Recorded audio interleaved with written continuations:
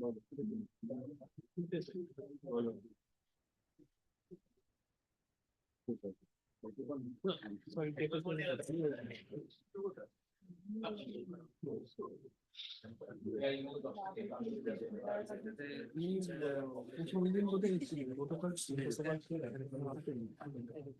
very good morning to all the dignitaries present here, our esteemed professors, my fellow colleagues, participants, and my dear students. Welcome to the third and last day of International Conference on Applied Algorithms 2025, organized by Heritage Institute of Technology, Kolkata.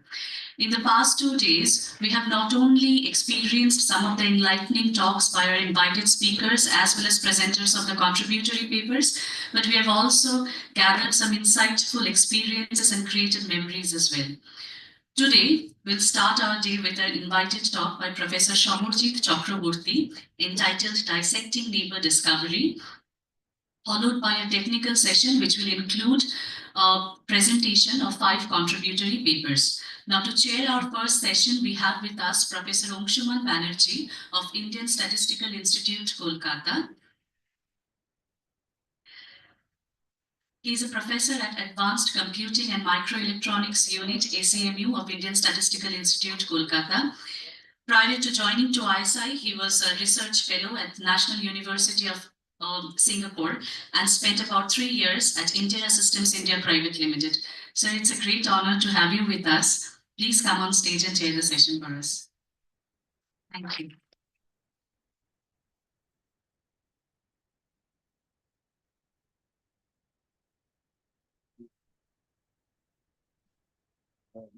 So very good morning to all of you. I heartily congratulate the Heritage faculty and others involved with Icaa organizing this brilliant event at Heritage for quite a span. And also for giving me this opportunity to be the host for this session, to chair this session for none other than Professor Samarjit Chakraborty, whom I've known for many years. So it's my pleasure and privilege to introduce Samarjit, as we call him. Professor Samarjit Chakraborty is a distinguished professor in the Department of Computer Science. His research interests are in various aspects of designing hardware, software, and embedded systems. He's on the reviewer board of many journals on which we dream to publish, and he has also served as the conference committee of many conferences which we dream to publish. So, without further ado, I would leave the stage to Samarjit, please. So let's welcome Samarjit.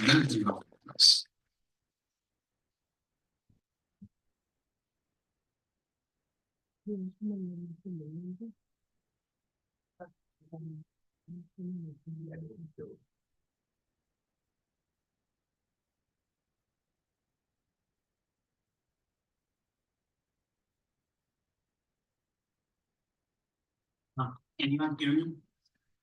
No problem.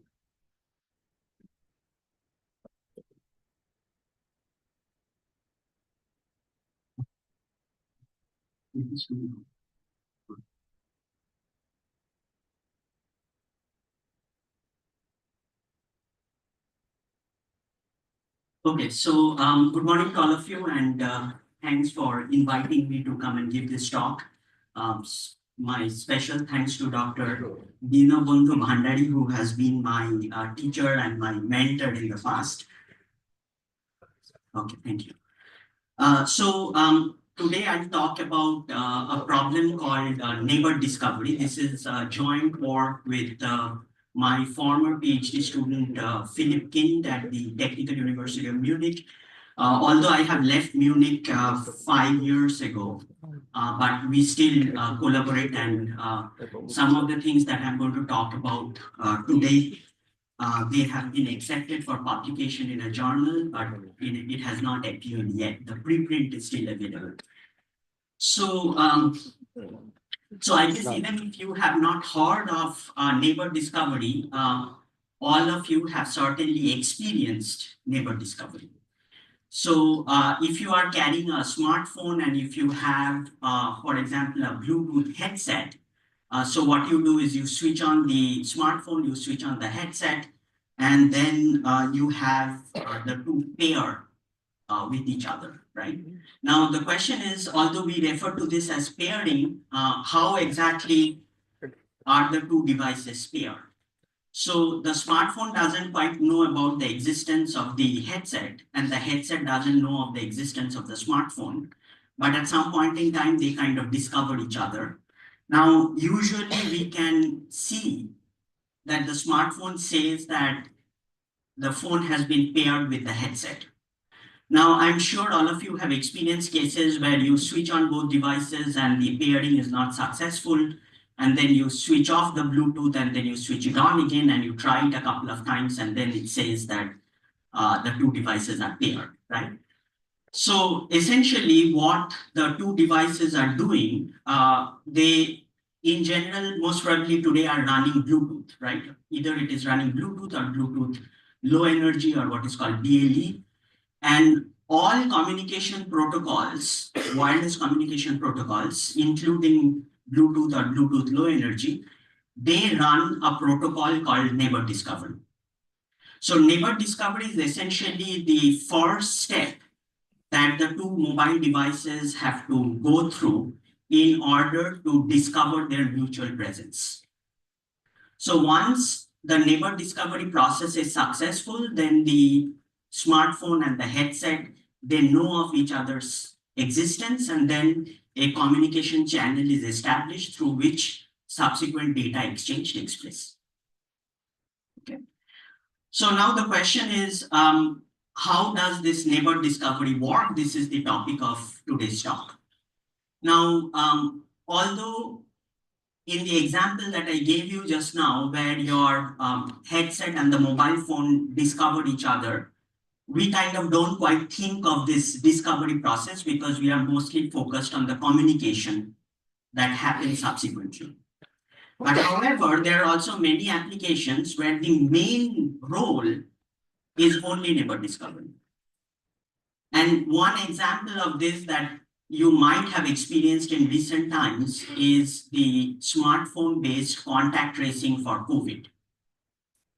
So how does that work? So I have a phone where, for example, I'm running a contact tracing application. And let's say, Anshuman has a phone where he is running his contact tracing application. And then if we pass by each other, then the two phones would discover their mutual presence. And my phone is going to register some unique ID of his phone, and his phone is going to register some unique ID of my phone. And therefore, our contacts, the fact that we came in contact with each other, this is going to get recorded. And there are similar applications like Bluetooth location services, or there could be devices that advertise some services, and these are all again running primarily neighbor discovery protocols. Okay. So now the question is, how does this neighbor discovery happen? So the way the neighbor discovery happens is, let's say there is a sender and there is a receiver. Actually, in reality, both devices are going to serve as both senders as well as receivers. So let's for now assume the two devices have distinct roles. One is a sender, the other is a receiver. The sender is going to periodically send some beacons, so which are just some advertising packets. And the receiver is going to periodically wake up to listen for such a beacon. So this is similar to, let's say, I say hello, and then I pause for some time. And then after some time, I again say hello. And then I again pause, and I again say hello. And let's say I am trying to discover whether Anshuman is there in my vicinity. I cannot see, so the only way to discover is that he would have to listen to my hello. But he, on the other hand, is not listening all the time. He is listening for some time, then going to sleep, then again listening for some time, and again going to sleep, and then again listening and again going to sleep, and so on. So why does it happen like this? Because for me to say hello, I have to spend some energy. And similarly, for him to wake up and listen, he has to spend some energy. Now, because many of these mobile devices are energy constrained, I cannot say hello too often. And similarly, Anshuman cannot wake up and listen all the time. Okay, so this mechanism of me or the sender periodically sending beacons and the receiver periodically waking up to listen for beacons, this is primarily for saving energy. But if this is the protocol, then I hope you immediately recognize what is the problem. The problem is that I might say hello, but at that time Anshuman is sleeping. And then when he wakes up, then I am sleeping. And then again, I wake up to say hello and Anshuman is again sleeping. So then if this continues, then we will never discover each other.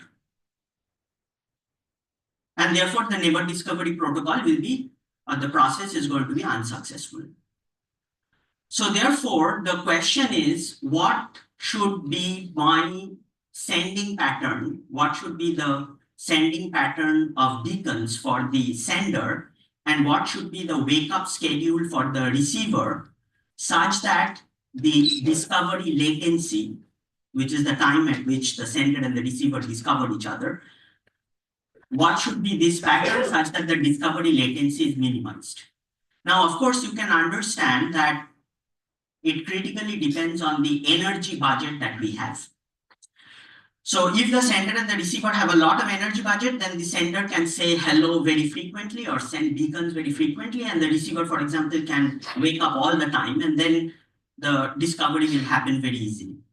But if the two devices' energy budgets are constrained, then this discovery might take a lot of time, or the discovery latency might even be unbounded.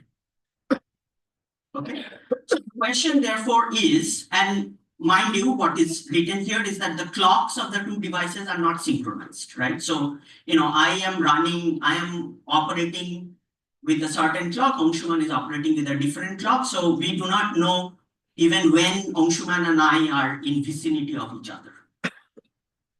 So the question therefore is, what should be, given an energy budget, what should be the sending pattern of the sender, the beacon sending pattern of the sender, and what should be the listening pattern for the receiver such that the discovery latency is whatever time within which we can guarantee that the sender and the receiver will discover each other. What should be, given an energy budget, what should be the sending pattern and the receiving pattern such that discovery latency is minimized? Okay, even though the clocks of the two devices are not synchronized. So this is the neighbor discovery problem. So now there are multiple versions of this problem. So there could be the pairwise discovery, which is like there is just one sender and one receiver and they try to discover each other. So the sender will not discover the receiver, right? The receiver will get the beacon of the sender and understand that there is a sender. But because the sender and the receiver are both sending as well as receiving, they will mutually discover each other. Or if the receiver discovers the sender, then that beacon will contain the clock period or the synchronization pattern for the sender, and therefore the beacon, receiver now knows when will the next beacon come. Now, however, if there are more than two devices, then the problem becomes very difficult because now there are multiple senders in the environment. So multiple senders are going to send packets, and therefore these packets might collide. So even though the receiver has successfully received the beacon, but because the beacons of two senders have collided, that discovery will not be successful.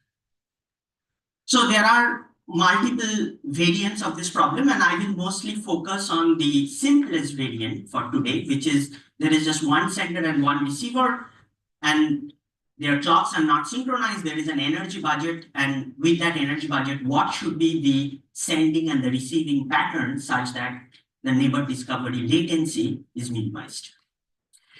Now, just to give you some more background, this plot shows you the number of Bluetooth, or rather the number of Bluetooth devices that have been shipped worldwide. This is in millions.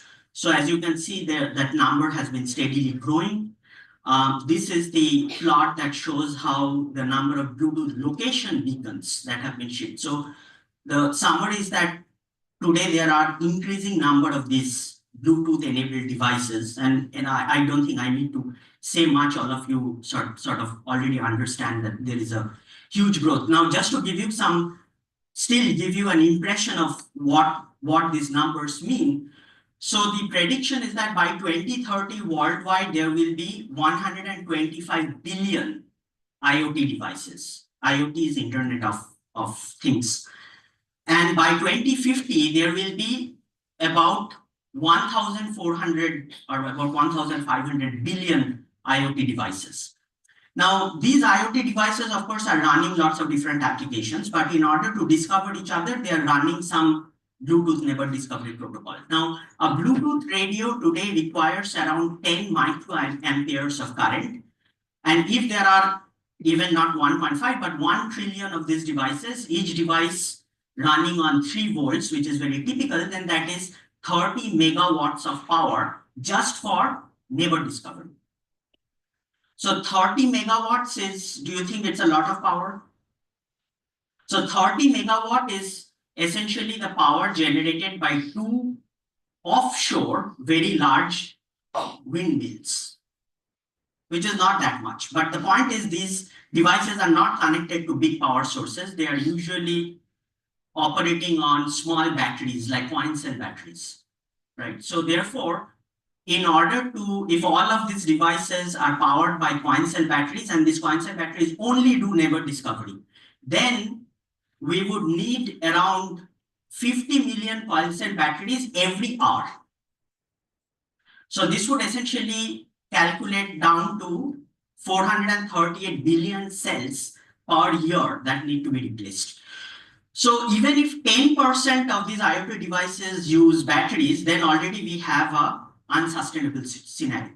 So therefore, today there is a lot of war going on what is called sustainable computing. And one of the goals is to develop,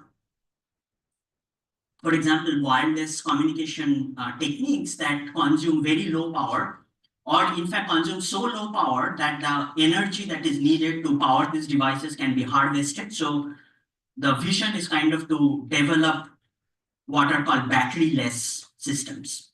Okay, so if neighbor discovery is such a crucial part in this process, the question is, what can we do to make neighbor discovery very efficient? Okay, to given an energy budget, have the minimum discovery latency, or having, if you have a discovery latency bound, so the question is, what can we do to minimize the energy consumption? Now, this sort of plot shows you that how progress in this neighbor discovery protocol has been made over. So there is work going on specifically neighbor discovery for almost 20 years. So there are literally hundreds of papers that have been published in conferences like Infocom, Sitcom, Mobicom, Mobisys, etc. Very good conferences. And over time, the latency has been decreasing. So currently, for example, as I said, the energy budget is a critical parameter here. If you have more energy, you can reduce the latency. So with a duty cycle means for how much, what fraction of time is the device awake. So with a duty cycle of around 10%, there has been tremendous improvement in terms of making neighbor discovery more efficient. But basic question then is, given so many papers on this topic, how much more can we go on progressing, right? Or in other words, is there a fundamental bound? Is there a bound on, given a certain energy, what is the minimum latency we can get? And that is going to define for how long research in this area should be continued.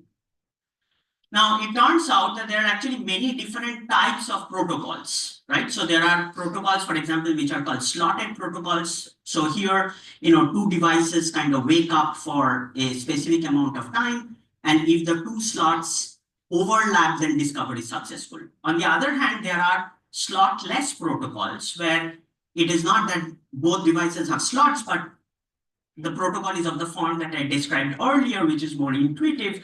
That is, one device, the receiver periodically wakes up, the sender periodically sends beacons, and if the beacon coincides with the receiving window, then the discovery is successful. And a classic example of this slotless protocol is Bluetooth Low Energy, which is very common. So, however, what has happened so far is almost all the research that went on is on developing better and better protocols. But because these protocols are so different, it is very difficult to compare whether one protocol is better than the other. So each protocol has multiple parameters to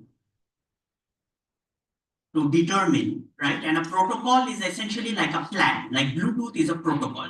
Zigbee is a different protocol. Now, given Bluetooth, Bluetooth has a number of parameters that you can specify in order to optimize the performance, but you have to follow the plan of Bluetooth. Whereas if it is a different protocol, you can also optimize that protocol, but you have to stay within the realm of that protocol. But then the two protocols are kind of not comparable to each other. So even though you optimized the performance of one protocol, if you have a different protocol, that might perform better than the optimized version of this protocol. So therefore, what is really necessary is to think of this problem from a protocol agnostic perspective. So forget we being tied down to a specific protocol. The question is, if I just look at the fundamental neighbor discovery problem, then given a certain energy budget, what is the minimum discovery latency that is possible, or given the discovery latency bound, what is the minimum energy that is needed to realize this bound without being tied down to any protocol? And if we can compute that bound, then it becomes much easier to compare the performance of protocols, right? This is the best case. So the question is, can this particular protocol achieve this best case, or how close can it come to this best case? So this is the view that we had taken, that we would like to analyze neighbor discovery without being tied down to any specific protocol. And we have come up with a bound that I said will appear in what is called IEEE ACM TOND. This is an extended version of a paper that had appeared in SIGCOMM. So the paper is not yet published, but a preprint is available online. So this bound actually provides a baseline to compare different protocols. And using this bound, we have been able to show that there is a Bluetooth Foundation, right, who specified the Bluetooth protocol. So certain parameters that have been proposed by them, those parameters actually turn out to be non-optimal. So by understanding this problem in a protocol independent fashion, we can gain a lot more insights compared to tying us down with two specific protocols. We could also show that some recently proposed protocols actually perform optimally. But however, most of these protocols are only restricted to a very small part of the latency channel utilization power budget, right? Channel utilization is also something I didn't mention yet, but you can understand that if, for example, there are multiple devices and each one of them is sending a lot of packets, then they are utilizing higher part of the bigger bandwidth of the channel, and then the collision probability will increase. So therefore, the success of neighbor discovery also depends on how much of the communication channel is being used. So there are protocols that people have proposed, but they didn't quite know whether this is optimal or not. And it turns out that it is optimal for certain parameters, but for other parameters, it's not optimal. Now, the fact that there are real-life protocols that can achieve the lower bound that we managed to derive, it also shows that this lower bound is tight. It is not just some theoretical lower bound like, discovery latency 0, that's a lower bound. But the lower bound that we have proposed is a lower bound that actually can be realized. So what I will do for the rest of my time is that I will provide some intuition on how the optimal protocol should be looked at. And I will derive for you, I hope I will be able to carry you with me in terms of understanding the math. It's like very simple math. So I will restrict myself to deriving a simple bound, and I hope I will make you understand or appreciate it. And I will talk about some generalizations, and I will also provide some intuition on some open problems that we are currently working on. Okay, so that's the agenda for the rest of the time I have. Okay, so how does this neighbor discovery work? As I already said, there is a device, the sender, that is sending beacon. So we will need some notation. So let's say a beacon B1, it starts at time tau1, and the length of the beacon is omega1. Okay, then there is a next beacon B2, it starts at time tau2, it has a length that is omega2, and the distance between the first beacon and the second beacon is lambda1. And then similarly, I have beacon B3, B4, B5, etc. Right? So this is these beacons are the packets that are being sent by the sender. So similarly, I have a receiver that is waking up to listen. And here the first reception window is referred to as C1, and then it starts at time T1, and this device listens for a duration D1. So then after that, it goes to sleep, and then it again wakes up at time T2 and listens for duration D2, and then it again goes to sleep, and it continues in this fashion. And then I will again use, make some assumptions. Many of these assumptions that I'm going to make are for simplicity of exposition. They can all be generalized. I will not go into the generalization. Our goal is to just have an intuitive understanding of how this works. So the assumption is that I have the sending pattern. There is a period TB. This is the beacon transmission pattern. And then every TB time units, the same pattern repeats. Right? Similarly, for the reception, there is a pattern that has a period of TC, and then every TC time units, this reception pattern repeats. Okay. So now this is the fundamental realization. So let's say that the first beacon, so at time 0, the two devices, the sender and the receiver, come within communication range. So this is like my time 0. Okay, before that, they are far away, so they cannot have any chance of discovering. So time 0 is the time at which they come in vicinity of each other. So now let's say for the first beacon that is sent by the sender after the two devices come into contact with each other, the offset, this first beacon can happen anytime, right? So this first beacon has an offset of phi. Okay, so the beacon B1, the start time of that beacon is phi time units away from the time 0. Okay.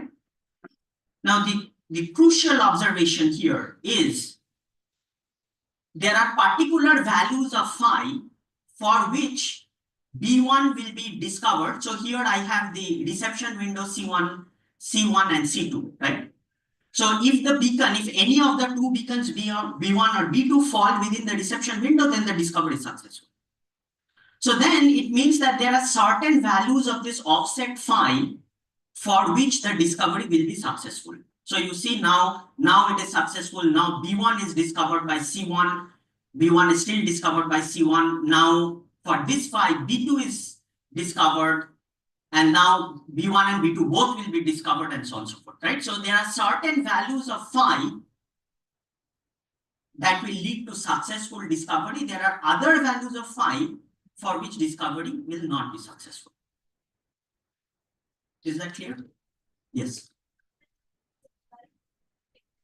Like the time frame after the pattern will repeat. Pattern will be ready to get that part in a previous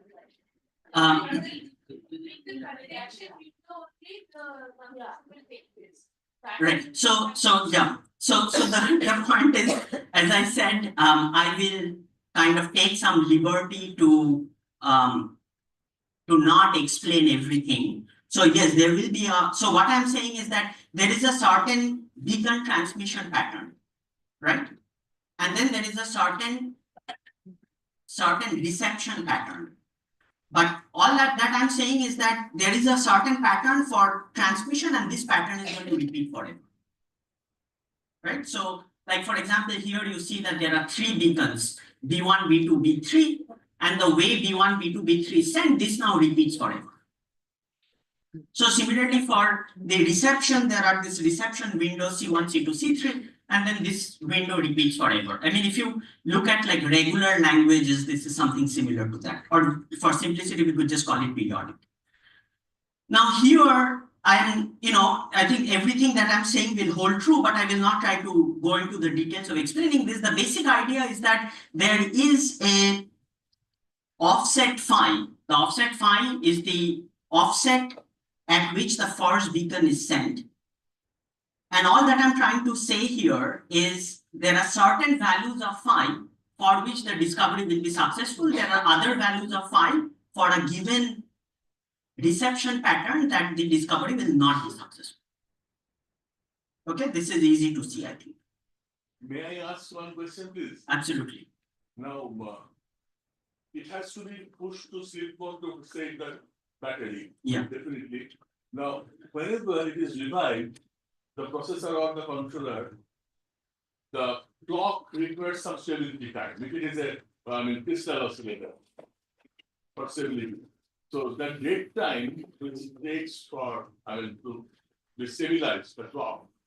So is that time is taken into account in the pipe, the total delay? No. So first of all, the clock is of course always running, right? Oh, The clock, in a device, the clock is not going to sleep ever, right? The clock is always running. So the clock kind of determines when does the device wake up and when does the device sleep. So the question of the stability of the clock, I think, doesn't quite arise. But your question is a very good one in the sense that there are a lot of these issues, like, what is in order to sleep and then wake up, what should be the minimum length of the packet, what should be the minimum length of the reception window, etc. These are very relevant questions. So your question is absolutely in the right direction. Again, as I said, I will stick to the very high level description. So the main point is that all of these issues that you are raising can be taken into account. I think it will just not be easy for me to explain the math behind that. So for this type of application, Bluetooth, where as it is, the power has to be controlled. Right. So there is a lot of power consumption when the device is waking up to listen, right? And this is all that we are trying to minimize. Yes. I think the effective window will reduce. What he is saying, we can always consider the effective window will reduce. But since TD and TC should be asynchronous, at some point of time they are going to catch it. That is the idea. Right. So once the discovery has happened, then the two clocks might synchronize with each other. But we are restricting ourselves to just the discovery process. Okay. So the main point here is there are certain values of phi for which discovery will be successful. There are other values of phi for which discovery will not be successful. That's all. Okay. So now let's try to understand this. This is a little complex. So I will try to draw your attention to the part B of this figure. Okay. If you look at this B carefully. So here I have a beacon colored in red, B1, and B1 has an offset phi 1. The first reception window is C1, and C1 starts at time T1, and the reception window is from time T1 till time T1 plus D1, right? So the question is, for what value of phi 1 will the beacon B1 fall within the reception window C1? For what value of phi 1 will the beacon B1 fall within the reception window C1? You can easily see that the value of phi 1 should be from T1 to T1 plus D1, right? Similarly, if the beacon B1 has to be discovered by the reception window C2, then the value of phi 1 should be T2 to T2 plus D2, right? So let's say that omega 1 is the set of all of these intervals, or omega 1 is the set of all the values of phi 1 for which the beacon B1 will be discovered. And you can easily see that these intervals, this set is T1 to T1 plus D1, T2 to T2 plus D2, T3 to T3 plus D3, and so on and so forth. So in other words, if phi1 lies within any interval belonging to the set omega1, then the beacon B1 will be successfully discovered. Similarly, if phi2 lies within any one of these intervals of gamma 1, then the beacon B2 will be successfully discovered, right? So these are all about gamma omega 1 are all the intervals for which beacon B1 will be discovered. Similarly, the question is, what are the values of the offset phi1 for beacon B1 such that B2 is successfully discovered? Okay, what should be the values of phi1 such that not B1 but B2 is successfully discovered? And you can see that if you think of it a little bit, it's trivial that it is actually because the distance between B1 and B2 is lambda 1, these intervals are all T1 minus lambda 1, T1 plus D1 minus lambda 1, etc., etc. Okay.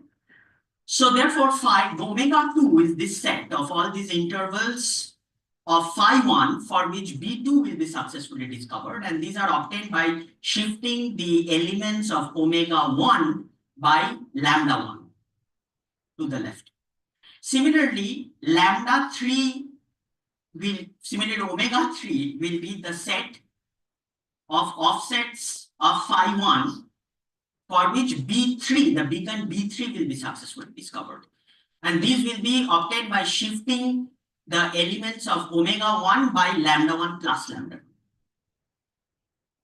2. Okay. So therefore, we have these sets like omega 1, omega 2, omega 3, etc. And the intervals in omega 1 are the intervals for which B1 will be successfully discovered.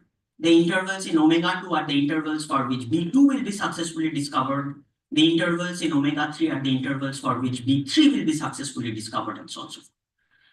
And remember that if one of the beacons is discovered, then we are done. Then the neighbor discovery is successful, right? So hence, if the first offset phi 1, it belongs to any interval in the union of omega 1, omega 2, omega 3, etc., then one beacon, at least one beacon from this beacon sequence will be successfully received. Okay, so these are the good values of omega. Okay. So these values, these good values of phi 1, the offset of B1, these good values of phi 1, which is the union of omega 1, omega 2, omega 3, etc., this set of values is what is referred to as, or what we refer to as, a coverage map. And the good thing, the advantage of this coverage map is that it has a visual representation. And using this coverage map, we can argue about or understand several important properties of neighbor discovery. So I started at like 9:45, right? So I have another 25 minutes. Okay, so the question is, again, coming back, the union of omega 1, omega 2, omega 3, etc. This we will call it as a coverage map. So how does the coverage map look like? So let's try to understand this again. So let's say there are two reception windows, x0 and y0. And then in the next period, because I said it's repeating, so in the next period it is x1, y1, in the following period x2, y2, etc. And here I have the first beacon which has a offset of phi 1. So now omega 1 is given by the positions of the reception windows. And the question is, for what value of phi 1 will this beacon be successfully discovered? This is given by the x0 and y0 here, right? For these values, if phi 1, this is time. So if phi 1 belongs to this range or this range or this range, then the beacon B1 will be discovered. Similarly, for the beacon B2 to be discovered, now we shift all of this by the lambda 1, when lambda 1 is the distance between B1 and B2. So if the omega 1, if this offset has these values or these values or these values or these values, then the beacon B2 will be successfully discovered, right? So now if we keep on going like this is omega 3, omega 4, etc., etc. And this is what is called the coverage map. Okay, so what does the coverage map show us? It shows that if the values of omega 1 are these or these or these or these, then B1 will be successfully discovered. If the value of omega 1 is this, then B2 will be discovered. If they are these, then B3 will be discovered, and so on. Okay. Now, what does this show us? This is a this figure is very useful for understanding. So the first property you see is that if I can cover this entire range of TC, then one of the beacons will get discovered. So that means that there is no offset. There is no offset phi 1 that exists for which some beacon will not be discovered. Okay. So this is what is written here, that if all the initial offsets are covered, like covered means that if I look at this, you see any value of phi 1 is covered from here, are covered by x0, x1, then these values are covered by y0, these values are covered by x0, x1, this is by y0, etc., etc. So you see this entire range TC of values of phi 1 is covered by something. So it means that no matter what this initial offset is, some beacon will get discovered. Right? So similarly, what is the discovery latency? Can you tell me? So you see that the earliest time, so if I just have phi 1, right? If this phi 1 just belongs to omega 1, then there will be successful discovery only if phi 1 values are these. If phi 1 belongs to either this or this or this or this, then only these values will result in discovery. But for other values like here or here, there will be no discovery. So therefore, I can guarantee successful discovery. So if I keep on constructing omega 1, omega 2, omega 3 and keep on going like this, the first time I cover the entire range TC is the time I can guarantee successful discovery. Okay. Similarly, you see that what happens if there is a value of phi 1, if the value of phi 1 is this, the value of phi, the offset is this, then what does the coverage map tell us? It means that it falls, it is in an interval that belongs to omega 3. What is omega 3?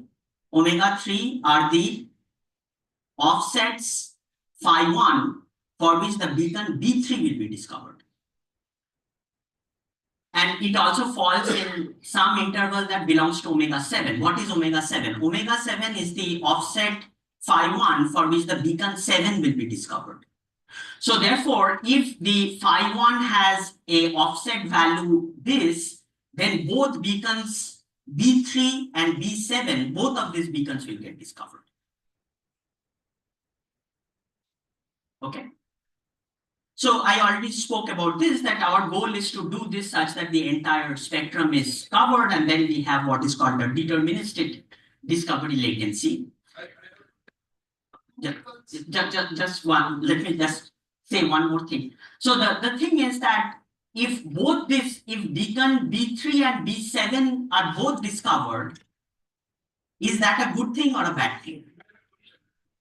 No, they're not. From other players, that's the problem. But the same there is no collision, right?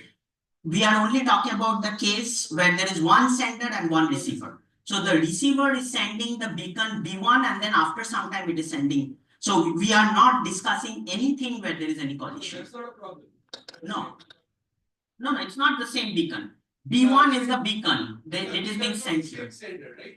Right, but the beacons are being sent sequentially, right? Sequentially, it sends beacon B1 is sent at this time, then after some time, beacon B2 is sent, beacon B3 is sent, B4 is sent. There's no collision whatsoever.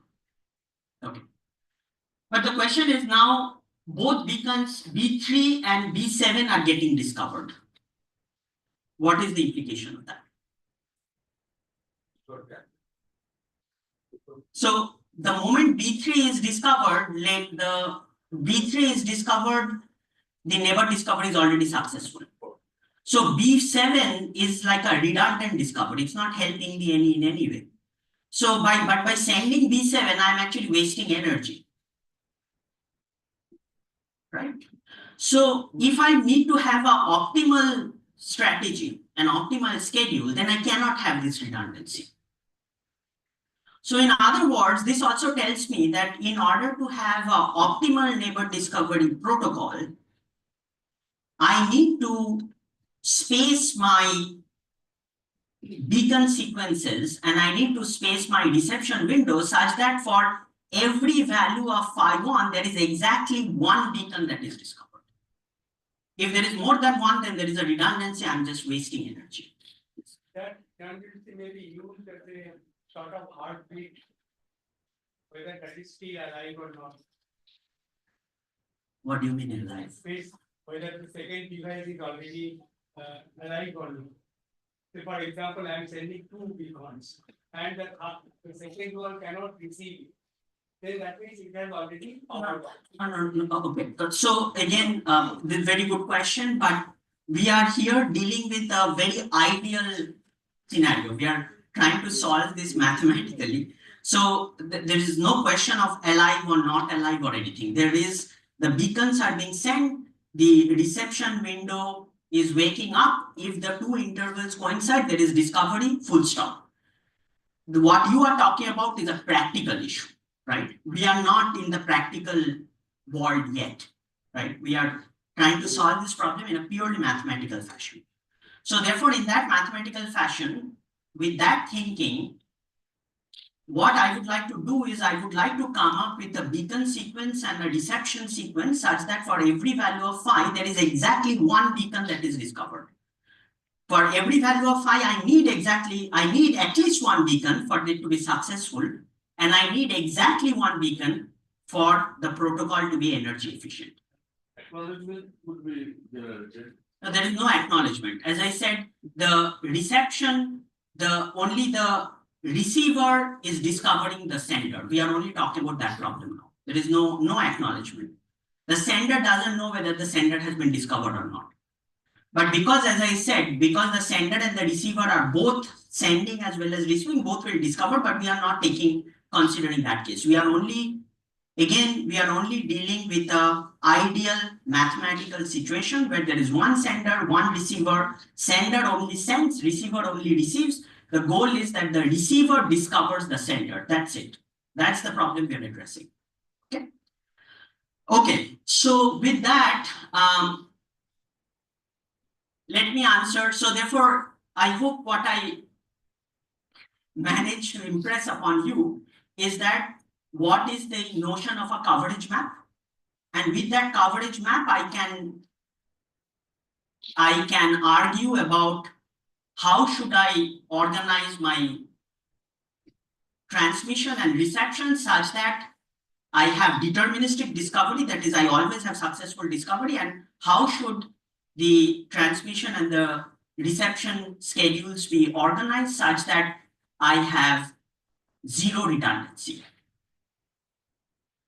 These are all different devices, right? I mean, two devices. These are two devices.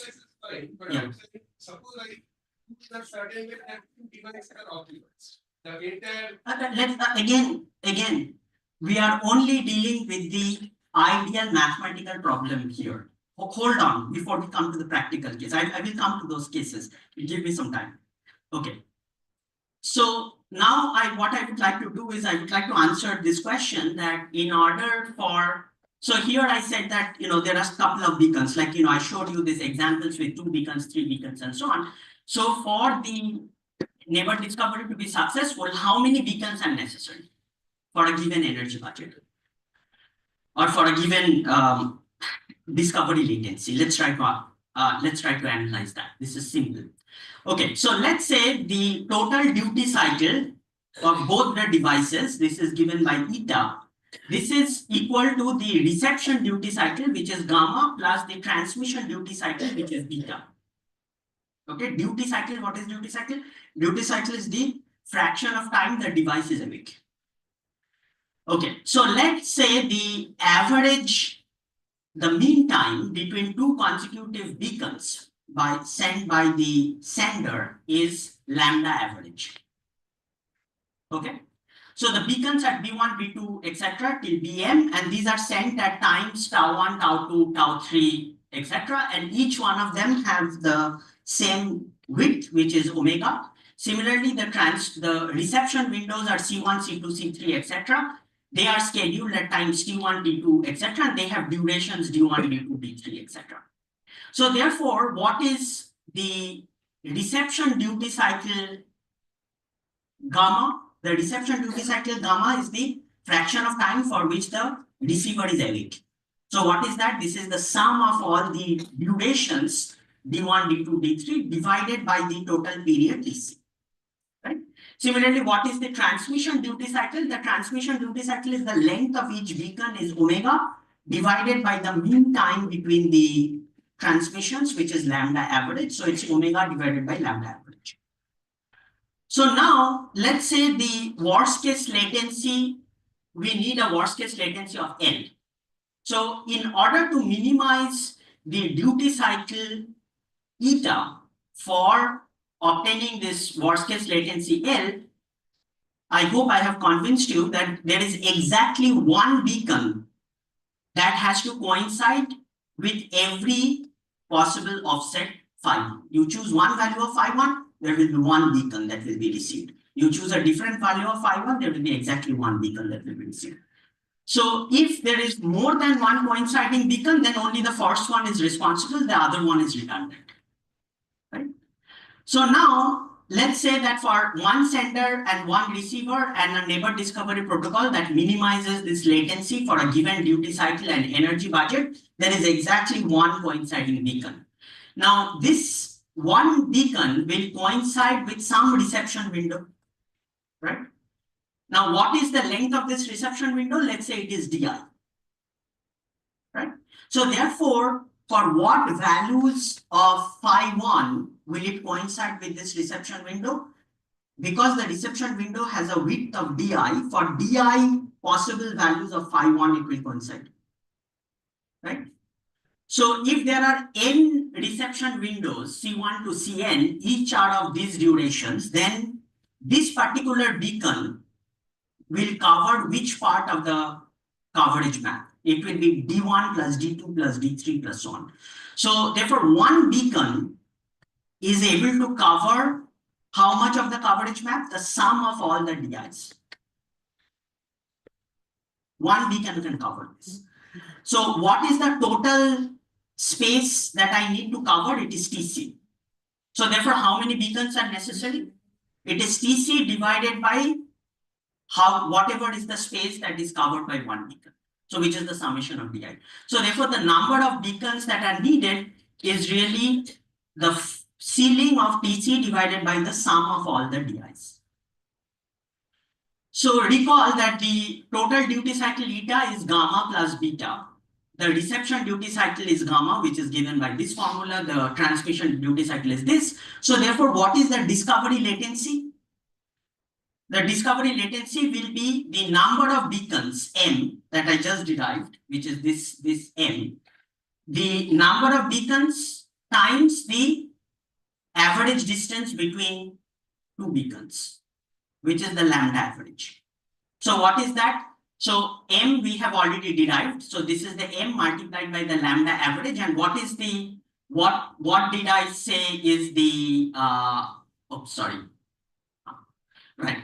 So rather than having this, I can replace this by 1 by gamma, which is what I did here. And rather than having the lambda average, I can replace this by omega by beta. So therefore, the worst case discovery latency is 1 by gamma times omega by beta, where gamma is the reception duty cycle, and omega is the duration of each length of each beacon, and beta is the transmission duty cycle.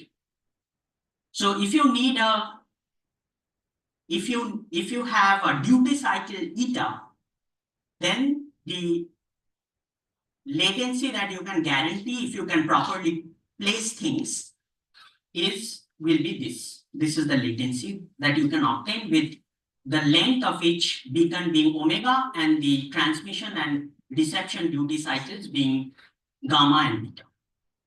Here we are assuming that it is being detected at the positive edge of the.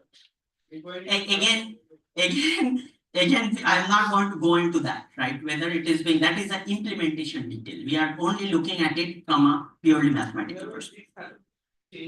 Yeah, so that is absolutely right. You are absolutely right.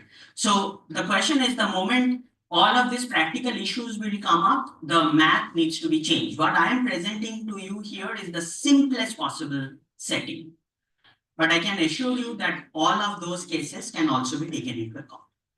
So I will try to quickly wrap up. Now here, so far we have been only speaking about the case, as I said multiple times, only one receiver and only one sender. The sender is only sending and the receiver is only receiving. So therefore, there is no question of collision. But in a real scenario, like for example, in COVID contact tracing, if all of us were doing contact tracing here, what would happen? All of us would be having a smartphone with a contact tracing app. So all these apps are going to send out beacons, and they will also be listening for incoming beacons. So all of these beacons will collide with each other, right? So now consider the case where I have only one receiver but two senders. So now the two senders are sending to the receiver. Now, even though one beacon might coincide with the reception window, but the beacons of the two senders can collide with each other, and therefore it might not be successful. So therefore, for every possible value of phi, there has to be one reception window. That assumption doesn't hold true anymore. So therefore, for every value of the offset phi 1, how many reception windows should be there? And I have written the answer. The answer is 2. Why? Why is it 2? Now, the reason it is 2 is actually not very complex, but it's a little involved. So the whole idea is that, so now I have two devices, right? So this device sends a beacon, and this device keeps on sending different beacons. And this device, the second device, is also sending beacons. So now a beacon of the first device might coincide with the first beacon of the first device might collide with the first beacon of the second device. And then for that particular phi 1, if I have only one reception window for the optimality, this will then not work. But then I can space the beacons of the first device and the beacons of the second device in a manner such that if the first beacon of the first device collides with the first beacon of the second device, then the second beacon of the first device cannot collide with the second beacon of the second device. So I can space them in a manner that if one of them coincide, the second will not coincide. So these would then be, so to speak, like mutually disjoint patterns. So therefore, as a manufacturer of beacons, you will have to decide your schedules for each device in a manner such that if I have a device and Angshuman has a device and the two devices are sending, if the first beacons coincide, the second ones, they are spaced such that the second one will not coincide. So if that is the case, then I will have to have exactly that redundancy that for each value of phi 1, there should be 2 reception windows. If the neighbor discovery fails for one reception window, it will definitely be successful for the second window. Now, this is just a very simplistic case because in general, there will be millions of devices, so all of them cannot have mutually disjoint patterns and so on and so forth, but I will not go into the details of all of that. Here, I just want to show that this problem has, you can guess from all these different questions that are coming up. This has lots of different variants. So over the last couple of years, we have managed to solve some of the variants, but there are other variants that are still unsolved, including the case of multiple devices. Here, I just want to show you a simple figure, which is this fundamental bound. The black bound is what I have been talking about. There are other protocols that people have developed, like there is one called Searchlight, there is Uconnect, Disco. These are all different neighbor discovery protocols. And you see that some of them are optimal for some parameterizations, but they either cover only a part of the space of channel utilization, duty cycle, etc. Or there are also lots of protocols that are not optimal, right? And even if some are optimal, they are not optimal across the entire, because this is a Pareto optimization problem, right? Given how much energy you decide, how much channel utilization you decide, you can change the latency. Now, coming to the several questions on practical implications of this, we have actually done several implementations. So this is actually like a small anechoic chamber. So you can put these devices inside this box and then they will not interfere. Because in general, if you try to do this experiment, it will interfere with Wi-Fi and Bluetooth and all sorts of other things. So you will have to do this experiment in a space where there is no wireless interference. And we have, so the protocols that we have designed mathematically, we have also implemented them. So therefore, as I said, the bounds that we obtained are not just bounds that are of interest mathematically, but they can be realized. So which means that these are tight bounds. And with that, I will end by just saying that, neighbor discovery, although we might not realize, this is a prerequisite for any wireless communication or communication between mobile devices.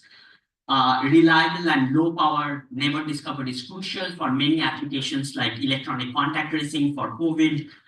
In fact, during COVID, when there was smartphone-based electronic contact tracing, a number of communities, including like policymakers from the government, or medical professionals, including in the US, they were kind of under the assumption that if everybody uses their phones, then there will be 100% successful contact tracing. This is not the case. So if people are still, everybody is diligently using contact tracing apps, the discovery success will be fairly low because of, our misunderstanding of how this neighbor discovery works, and also using the Bluetooth neighbor discovery, it is not originally designed for contacting. It is designed for pairing devices where we can see, right, whether my headset got paired or not. And if it didn't get paired, I will try it again. But when I and Ongshuman are passing by, we are not checking our phone. Oh, did it record that I met Ongshuman? No, right? It should automatically work.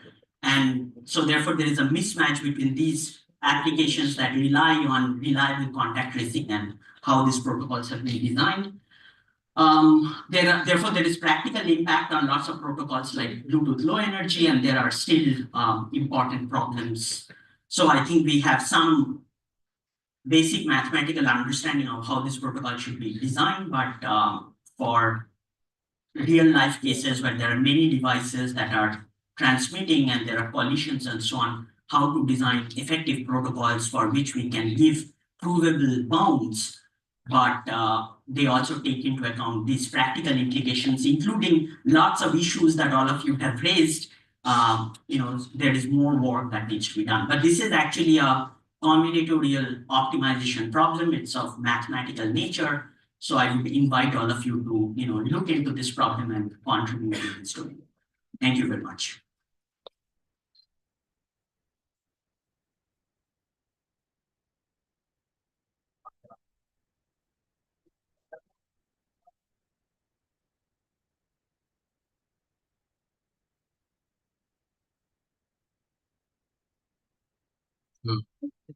Thank you, Shomantita, for this engrossing talk. We had so many questions. So should we have time for a few questions? No, time they got answered, the questions that I. Okay, maybe go on to that.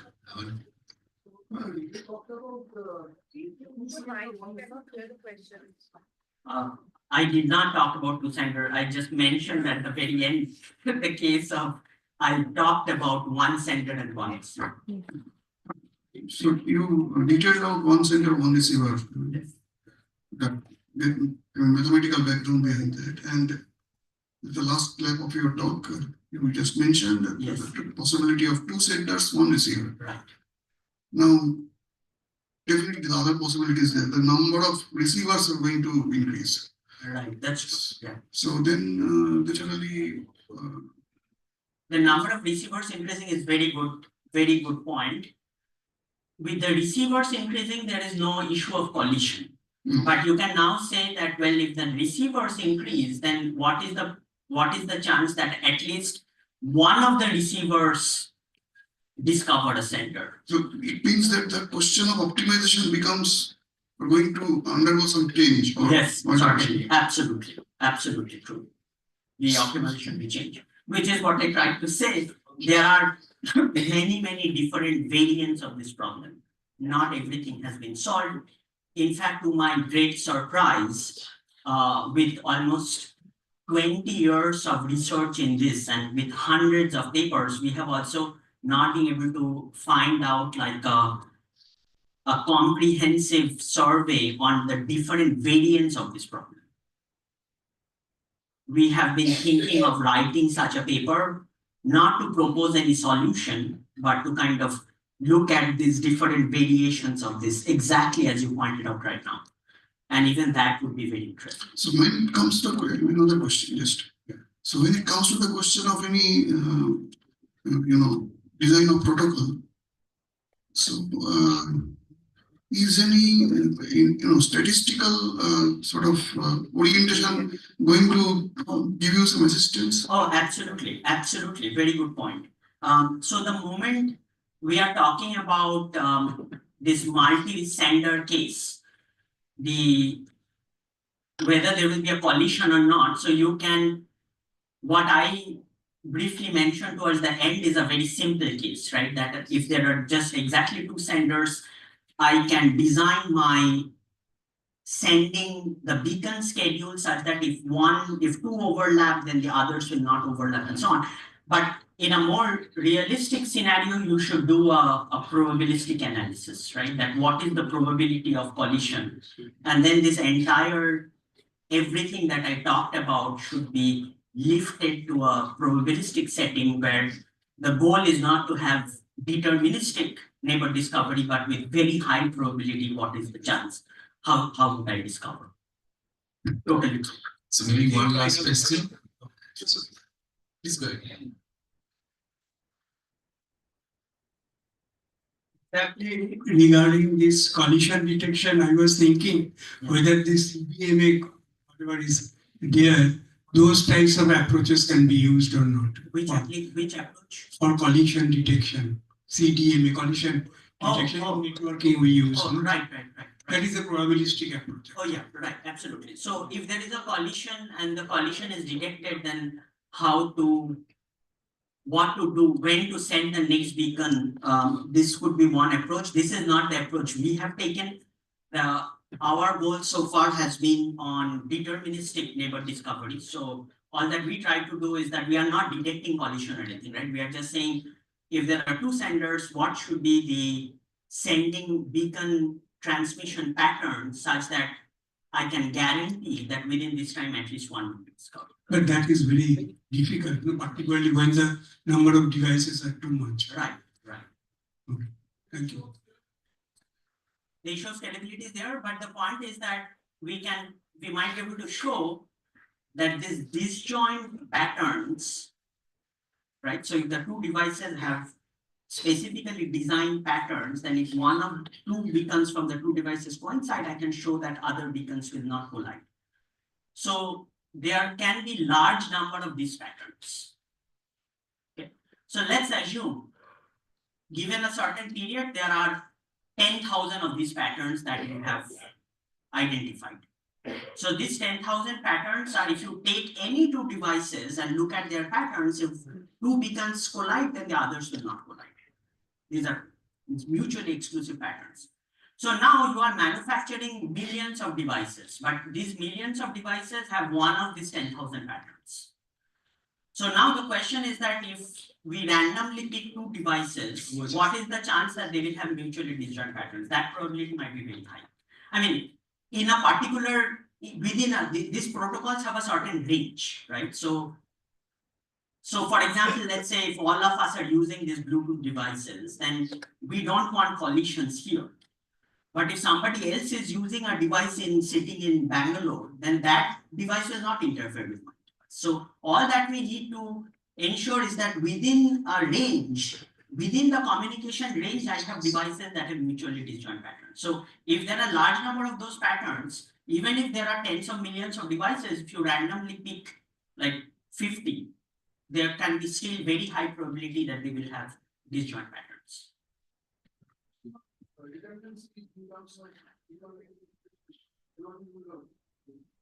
Right, but then the redundancy has to be there, right? Because of the collision. Right. So this sender and receiver, they can be from any manufacturer like that. I mean, there is no guarantee, okay. So, and there can be substantial difference between TB and TC, means this time period and that time period. And it can happen that because TB is like almost double of TC, what you were showing just before energy minimization is that beacon 3 and beacon 7 are coming at the same time at the receiver. They are not coming at the same Not the same time, sorry, but they are in the same window, but they are actually time, I mean, there is a gap of time between sending of those two. So, I mean, I don't know, I mean, just look like, yes, that's one criteria, but that energy minimization may require some a little bit more other factors also. Right. So very good point. So the point is, I showed you this concept of coverage maps, and I tried to impress upon you that this coverage map is a good analytical tool to reason about problems in this domain. I derived the bound on the minimum number of beacons that are necessary for a given latency, but I did not quite show you how to construct these schedules. So the sender and the receiver might come from different manufacturers, but everything that I did here, in order to have optimal neighbor discovery, the transmission windows and the reception windows and the beacon transmission patterns have to be co-designed. It's not like the sender can do whatever and the receiver can do whatever will have optimality. They have to be properly designed. So yes.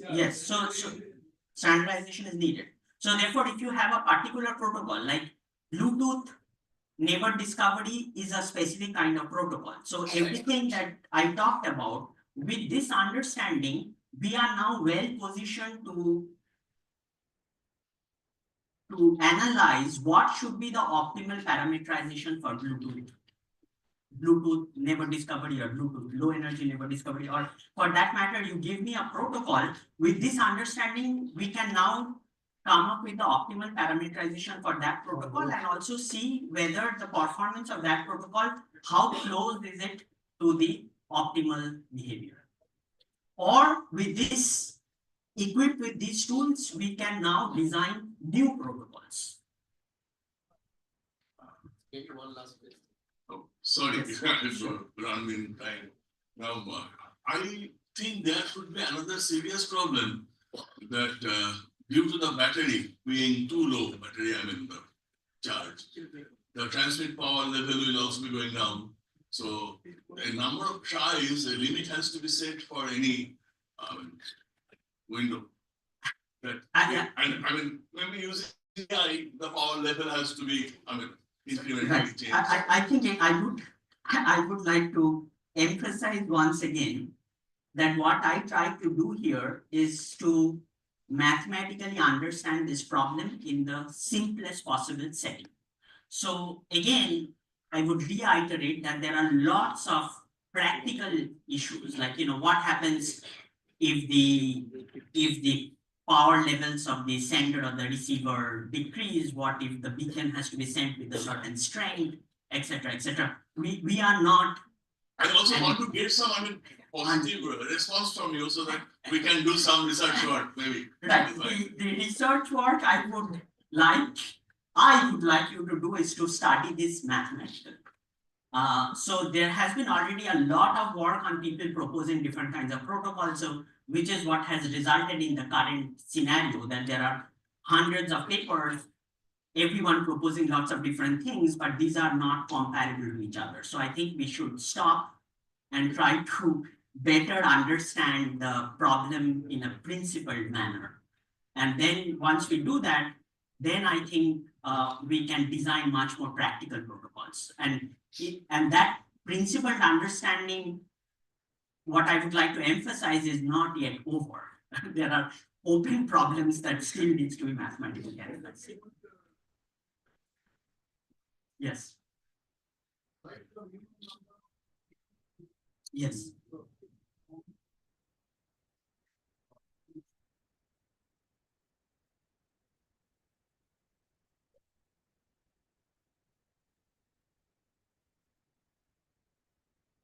Oh, yes. Oh, yes. Oh, yeah. Yeah, sure. Sorry if I misunderstood your question. So given a latency bound, there will of course be a minimum energy level that is needed, right? Like the derivation that I showed you, that derivation relates the latency with the transmission duty cycle, the reception duty cycle, and the length of each beacon. Exactly. So that relationship actually tells you how those parameters are connected to each other. So yes, sorry if I misunderstood your question. Definitely. So there is given the requirement on latency, I can tell you what is the minimum energy that you need in order to achieve that latency. And there are restrictions on how would you partition that energy between the sender and the transmitter, right? And even that is actually constrained. So if you have these additional constraints you are talking about, they will all have implications on the solution. That's it. Thank you. Okay, so let's thank Shamarjita once more for this interesting talk. Thank you for all the interesting questions, that most of which I could not answer, but I hope you got an impression on how this problem works. Your session was very interesting. Oh, thank you. Thank you so much. So we'll now break for tea. Okay, sure.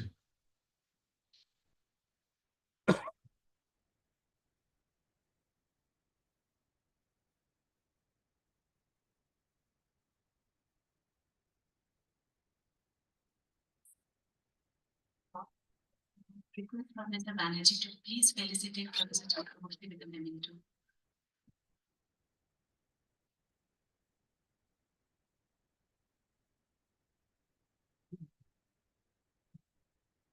আজকে live stream হচ্ছে না, আজকে live stream হচ্ছে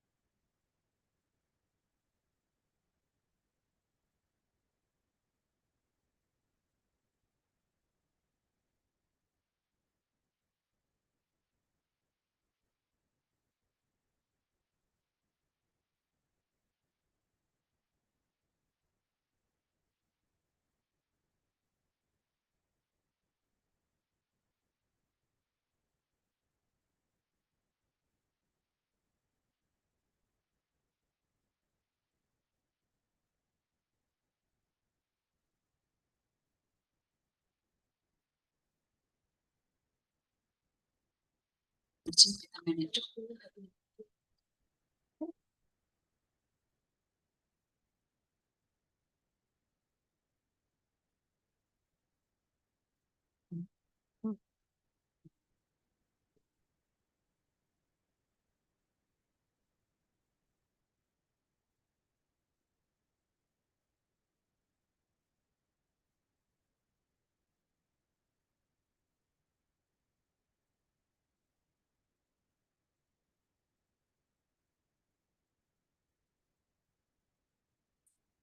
Short break for tea and coffee, which is arranged outside the auditorium. We meet here again at 11:10 a.m. for the following sessions. Thank you.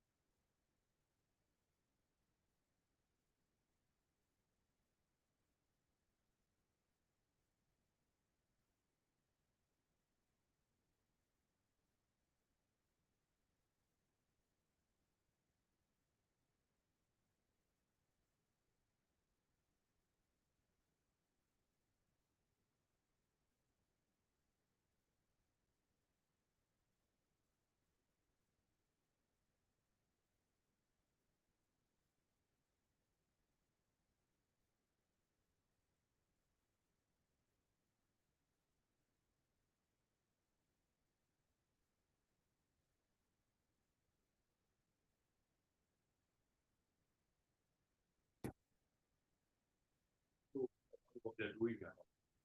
But this is a good opportunity. With these people, they have from all over the world, US. So it's good to listen. So have you like heard most of the like district libraries? Most of them I've heard so far. I think I missed 2, 3, but most of them.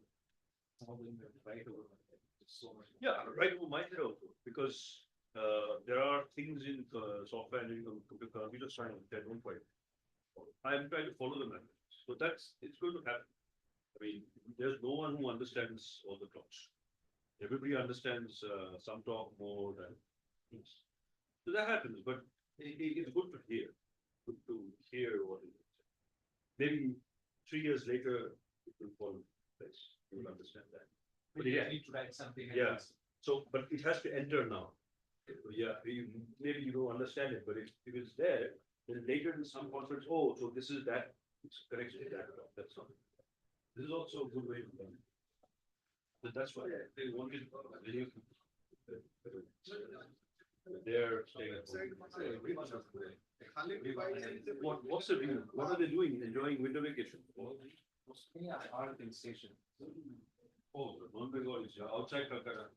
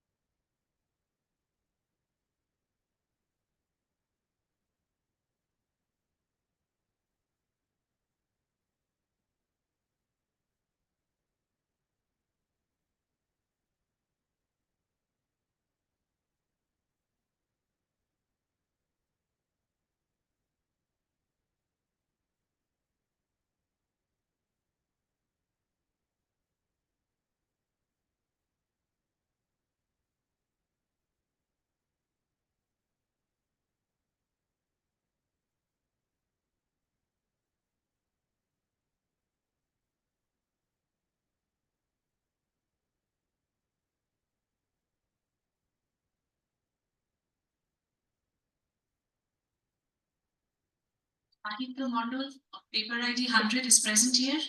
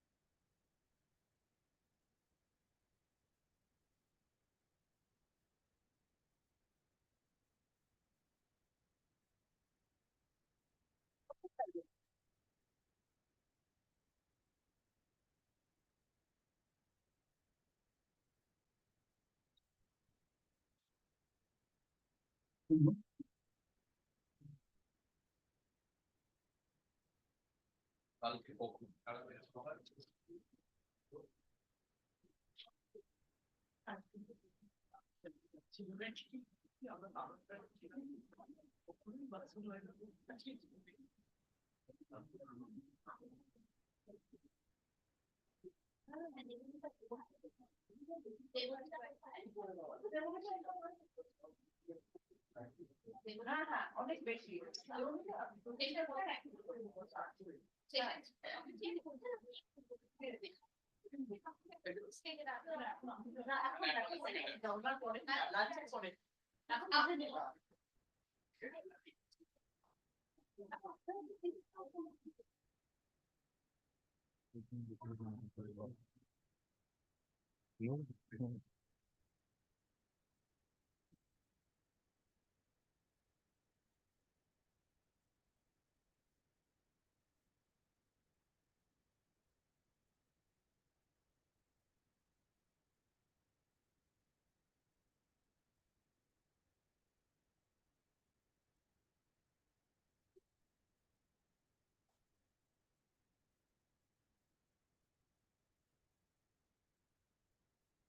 Back everyone. Now we shall start the first technical session of the day, which comprises of presentation from 5 contributory papers from track B. And to chair the session, we have with us Professor Proshenjit Gupta. He has received his PhD in computer science from the University of Minnesota, Minneapolis in 1995. Prior to that, he has received his BTech degree and MTech degrees in computer science and engineering department, both from IIT Kharagpur. In the last 26 years, he has held various positions in academia and industry, including Max Planck Institute of Informatics, Germany, International Institute of Information Technology, Hyderabad, Yahoo, Bangalore, NIIT University, Rajasthan, Bell Laboratories at New Jersey, USA, Cadence Design System, California, USA, Graphics Hyderabad, and Heritage Institute of Technology, Kolkata. So it's an honor and privilege to have you here. Please chair the session for us. Thank you for the introduction. So without much delay, let us get started with the first paper. That's mobile net-based food classification using unit-generated segmented images, GradCam visualization, and it is going to be. So the authors are Sahitya Mandal, Tapasri Sur, Diganta Sengupta, and Chitrika Chaudhary, and it's going to be presented by Sahitya Mandal. Please.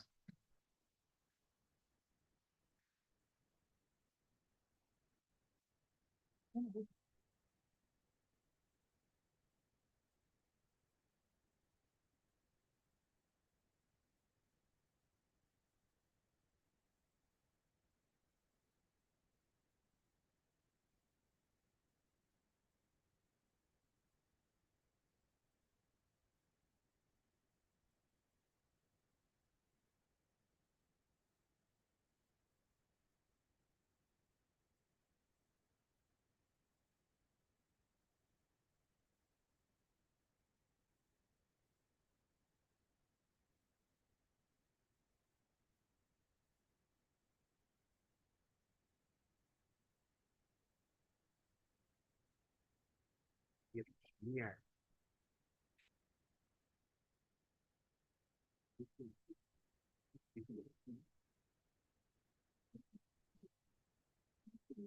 I'm done.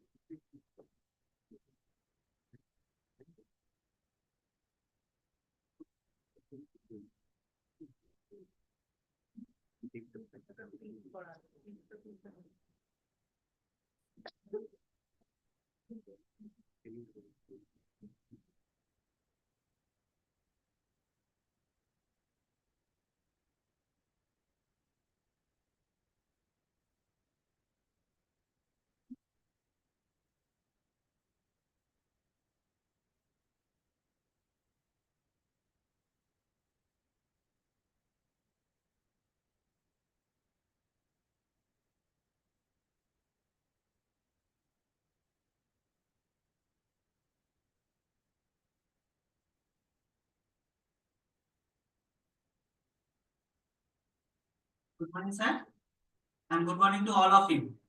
My name is Sahitya Mandal, and today I am going to present our work, that is mobile net-based food classification using unit-generated segmented images, graphical visualization.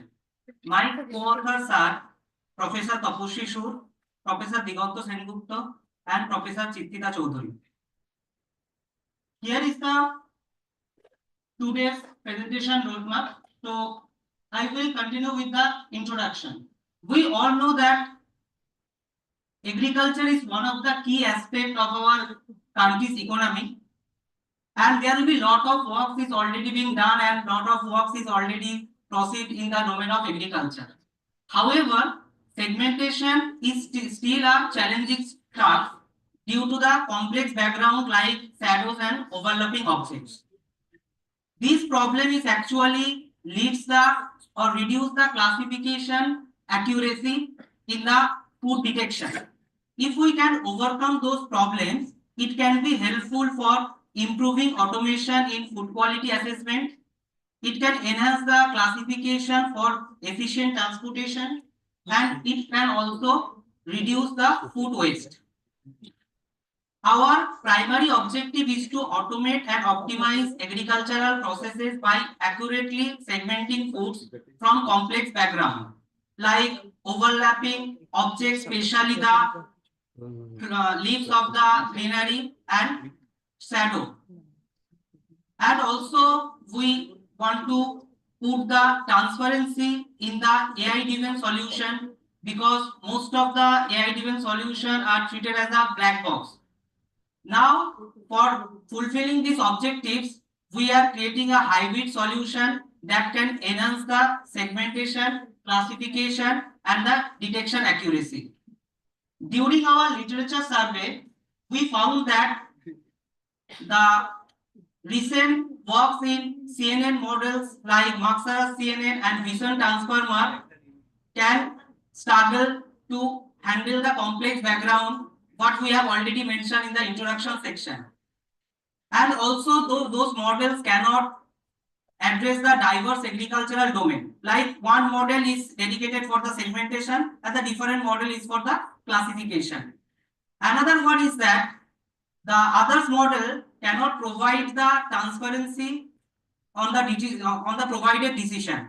So to overcome those limitations, we get motivated to start our work and we have set up our methodology in this way. First, we will segment the image to get the region of interest from the particular image, and that region of interest is actually sent it over to the classification model. Here we have used the unit model to extract the region of interest, and we use the modified mobile net version 2 to classify the foods. Additionally, we used GradCam, that is gradient weighted computer added machine to enhance the model trustworthiness. So we create an environment to comply with the object detection algorithm, because whatever the data set we have, this data set is actually not comply with the object detection model. So we created our own algorithm to create the boundary box and save the coordinates of the boundary box to save a different file to use that algorithm for the object detection model. And in our tasks, we use the pre-trained YOLO V8 model for fulfilling the object detection task. So here is the total methodology and the flow of the work. Here we have proposed 3 different models in the same platform. One is the segmentation model, second one is the classification module, and last one is the object detection model.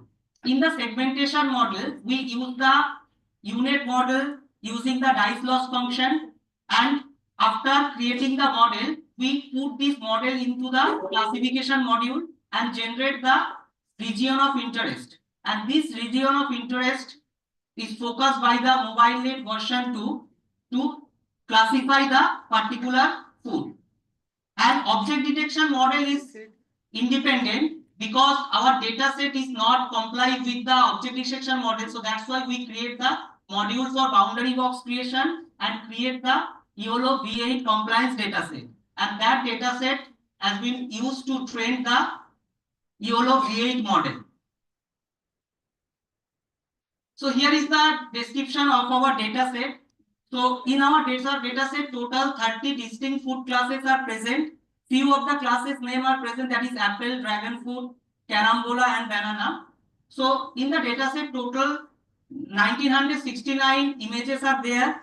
The input images size for the data set is 512 by 512, but for our work we have down the resize the image to 224 by 224, and the data set is publicly available in the given address, and the data set was published in the year of 2024 September. So we used the 2 different version, or we have experiment on the 2 different version of the unit, one by using the binary cross entropy loss, another one is the by using the dice loss. We get the superior performance by using the dice loss function. Here is the model IU and loss intersection over union and the loss function. Here we can see that the model unit model that uses the dice loss function has converged well, and it can offer the minimum loss as compared to the binary cross entropy loss oriented unit model. Here is the more insight about the result that we achieved from the unit model. So this is the figure. In the figure 5, these are the test samples. So this is the original image and the route tool marks from the data set, and this is the segmented marks that is provided by the unit by using the dice loss function. Also, we have tested a different image that not comes from our data set, that is mentioned in the figure 6. So this is completely outside data set where this is apple image. There is a lot of background noises are there. So our model can successfully handle some sort of background knowledges and focuses on the fruit itself. And here is the comparison study between these two unit model, and here the dice loss value as well as the intersection over union is achieving good as compared to the binary cross entropy model. So that's why for our final model we kept this the unit with dice loss variant. Here is the result we get from the MobileNet version 2. So in this MobileNet we do some changes. Usually in the MobileNet version 2 it uses the max pooling, but in our cases we changes the max pooling to the average pooling for reducing the overfitting problem. As well as here is also we get an overall accuracy of around 96%. The precision, recall and F1 score is close to 95 to 97%. And this is the model for the YOLO V8. What I already told that we have created the dataset for the YOLO V8 that is being discussed, showed in the figure 9. Here the boundary box has been created for our algorithm and the coordinate has been stored by a text file. And we use the pre-trained YOLO V8 model which receive a precision of 0.98, recall of 0.99 and mean average precision of 50% threshold is around 99% and mean average precision from 50% to 95% threshold is 95%. And the box loss is 27%. So basically in the result as we shown in this for the YOLO V8, the box loss can be improved further if we have the we can sample the data set, then the box loss we can get a more reduced box loss. And we also tested a different data set that is not coming from our data set from the figure 11. Here is also our model can detect the correct truth in the correct level. And here in the figure 10, we also reported the performance metrics along with the confusion matrix and the recall confidence curve. So here is the result for the GradCam visualization.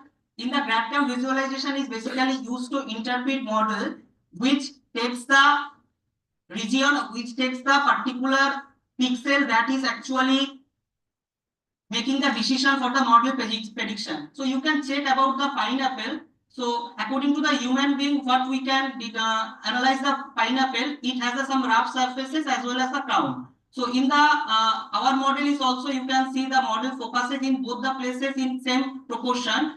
The 50% for the crown and the 50% for the rough surfaces. So in this way we can give the proof that the model can be trust in case of the as well as that how human can interpret the model.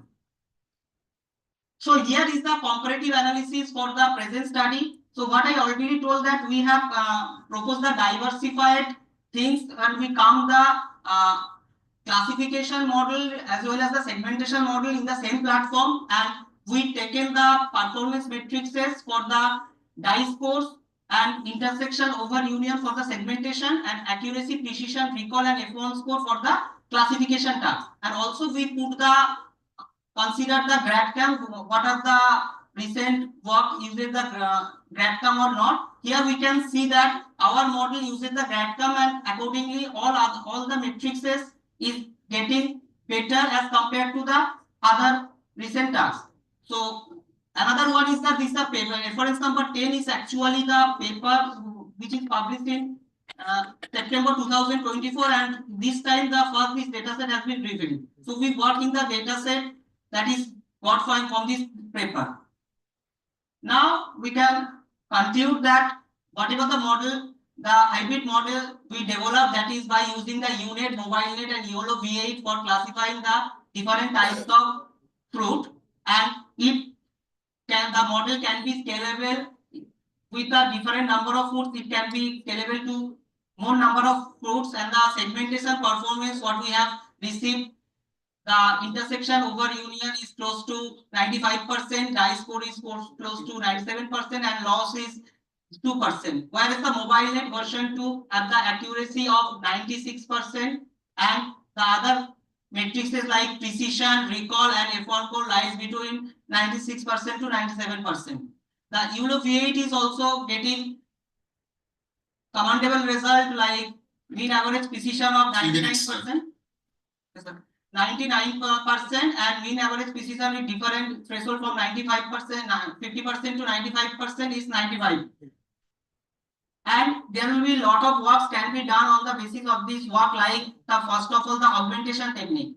We use the basic augmentation technique, but still there will be different advanced augmentation techniques can be used to upsampling the data set.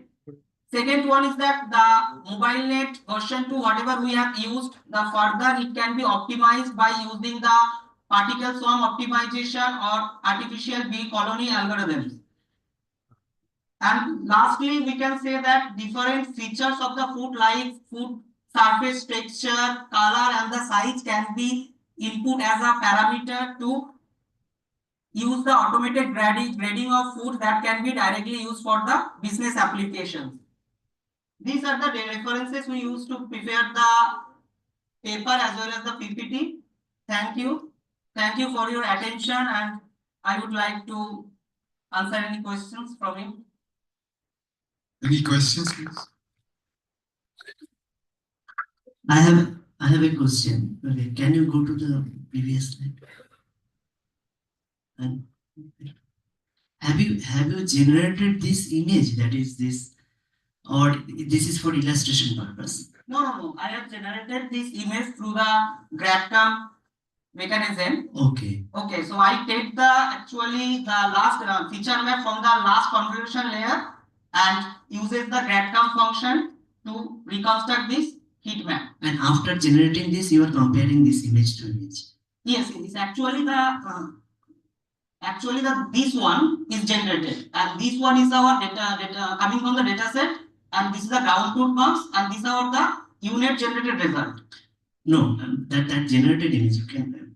Are you comparing this banana with some apple kind of thing, or it is the generated image? It is the generated image. Okay. So why you are generating this image from that original image? No, this one, sir. Yeah. Yes, actually, whenever we make the classification sometimes can be happen through the background also. So whenever the GradCam heat map is focusing in a particular object that is actually we are looking for, so it actually creates the trust that the model is not giving the prediction by seeing the other thing rather than the object itself. But actually the original problem was to classify the thing, isn't it? Yes. So classify means why the purpose was to compare it with some the upcoming testing data, isn't it? So are you comparing here with some testing data in this particular image? I mean, as if it looks like that you are comparing this banana with some apple or something like that, or just you are just generating this image. No, I am not comparing the two different things. There is a 4 sample cases I have just reported here. Okay. So only you are generating the image. Okay. Thank you. Any other questions? How do you decide upon the region of interest?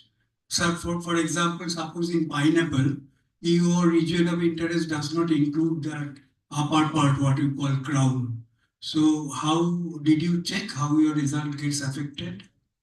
Yes, that is correct, sir. For the pineapple cases, the crown is not coming from the region of interest, but still for the other foods, whatever we have checked, so those particular foods like banana or pineapple, banana or the palm, so this type of foods, we have already found the result that is coming from the region of interest itself. How do you decide upon the region of interest? How do you decide how much should be in the region of interest? Understood? Yes. So actually for creating the region of interest, we have used the unit model. The unit model is actually taking the input image and it creates the region of interest or focuses a particular pixel where our actual object can be there. So but how does it understand that not the green leaves or the upper portion is the, but how does your algorithm understand that this portion is the region of interest? I mean, have you created some data of? Yes, because whatever the data set we got, the data set is actually having the two things, the images as well as their corresponding marks. So the model has been trained with the image itself and the ground truth marks is already there. On the basis of that, we can generate the region of interest for the new image that is related to the data set.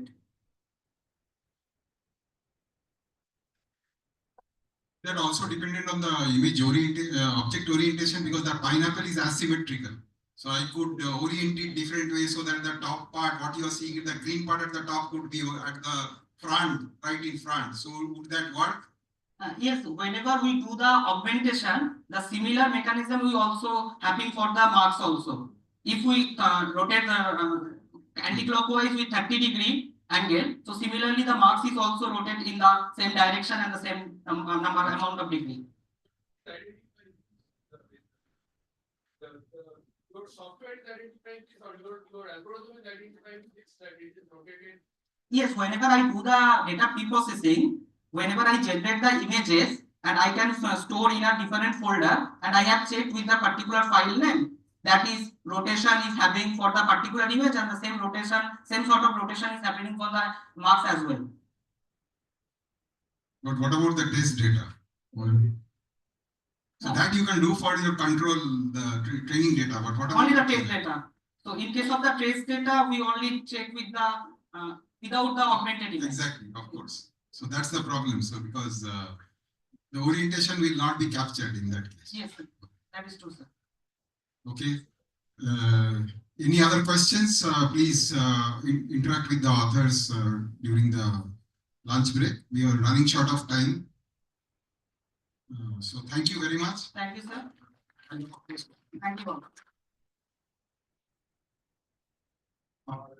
Next presentation, the authors have sent their video, but they are not online right now. It's from Vietnam. Integrated analysis of voice patterns and semantic figures of emotion recognition by Bui Hu, Min Son, Trang Dinh Tran, and Khan Nam Tran from FPT University, Hanoi, Vietnam. So it will be played on the video.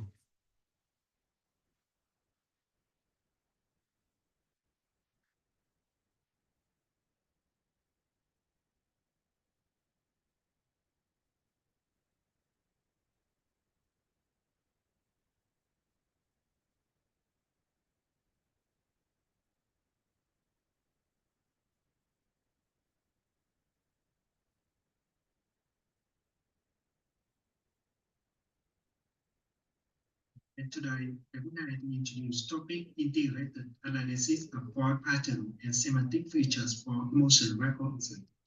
My presentation incorporates informal parts, introduction where I will provide an overview, topic and its significant methodology and detailing the approach and technique in the work. Results presenting the key finding and outcome. Findings, conclusions, summarizing rules and discussing implications. Emotion recognition is a critical area of research with broad application that has rather significant attention in recent years. For example, in education, it can profoundly impact on teaching and learning by analyzing student emotion response to instructional material and assessment, allowing educators to tailor strategies for enhance engagement and effectiveness. However, challenges remain, such as the lack of standardized definition of emotion and the issue of emotion features, picture, and person emotion state may change during a conversation. The model struggle with understanding the context of relationship between factor, capture, long-range dependency in sequence, and standardized emotion result in consistent interpretation. Additional emotions are dynamic and depend heavily on semantic meaning of sentences. To address these challenges, the objective of this paper are to improve the accuracy by combining the voice signal and semantic text features. Extract and process both voice and text features for better presentation. Use attention mechanism to fuse voice and text features effectively. CNN are used to capture hierarchical features speed as demonstrated by one. While LSTM exists at modeling temporal dynamic as so by Icaa, combining CNN LSTM enhance emotion recognizing by demonstrated by Lee et al. 2021. Moreover, 2023 improved accuracy by combining modality through phase challenges in real-time deployment and dataset availability. Burst-time models such as speed bursts have also been used to enhance emotion recognition, which show at all 2023.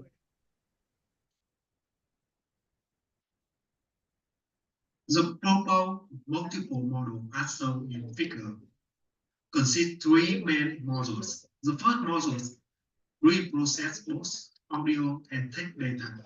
The second module extract features using CNN LSTM for audio pattern and burst for sentiment text analysis. These features then fuse via attention mechanism. And finally, the future features are part to classification network for emotion recognition. For the feature extraction, we melt frequency, septual coefficient, and FCC. With effective captures key characteristics of speed. They are converted into spectrogram to preserve both spectral and temporal detail, ensuring accurate analysis. CNN are then applied to detect spatial pattern in the spectrogram, identifying the features like tone, pitch, and intensity, which are essential for recognizing emotion in speech. After convolution, the features are passed to LSTM layer to capture long-term dependency and contextual pattern, improving the model ability to detect emotion. Once the audio is converted to text, we use pre-trained burst model for emotion recognition. Burst balance of efficiency and performance make it ideal for this type. The text is tokenized back to burst to extract features. The fusion modules employ late fusion strategy, which draws attention to integrated audio and text features. After scaling and normalizing, the features interact via growth attention are processed through linear error for sentiment classification. We use mesh and smooth dataset to improve generalization. Mesh includes over 1,300 dialogue with audio, visual, and text data annotated for emotion and sentiment. Enable our model to handle with diverse input scenario. The training ran for 5 of due birth inference time.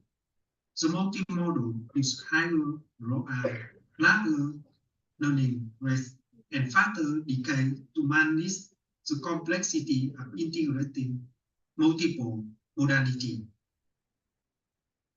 As shown in figure, the CNN LSTM model picked up 68% accuracy, while LSTM burst and CNN LSTM burst model stabilize around 70 and 71%.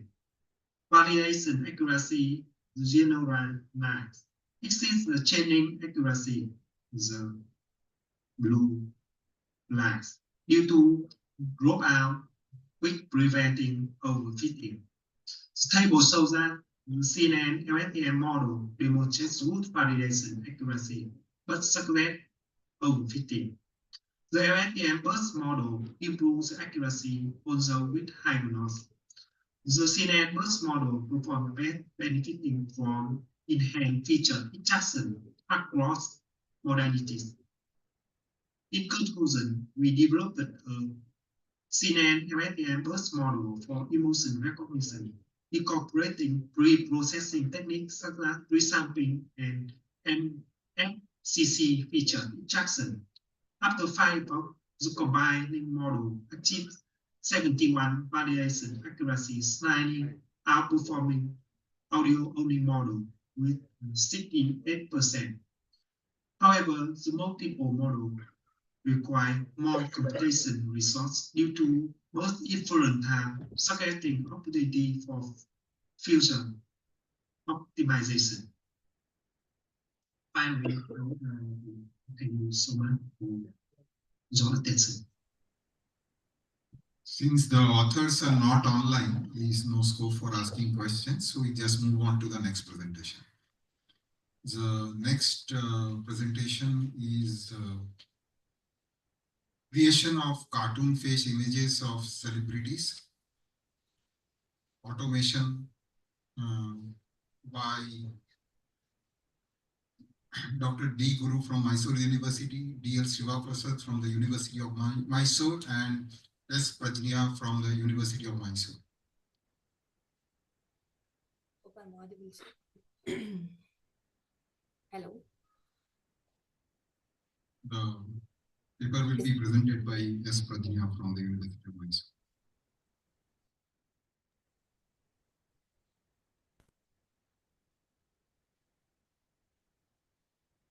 Hello, I'm audible, sir. Good morning. Very good morning, all.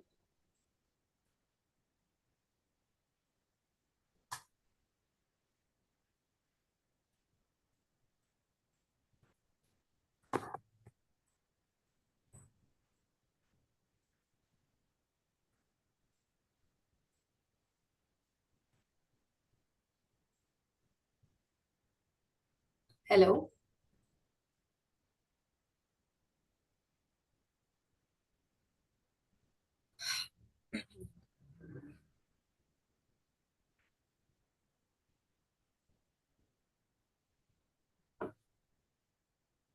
Hello, is I'm audible?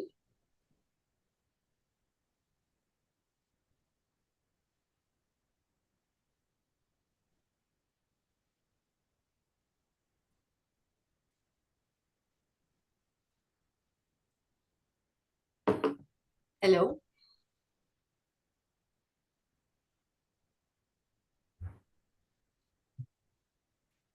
You online? Yes, sir, I'm there. Hello.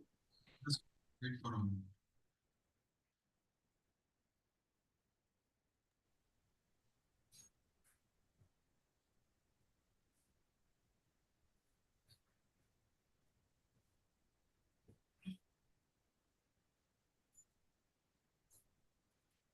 I've shared the screen.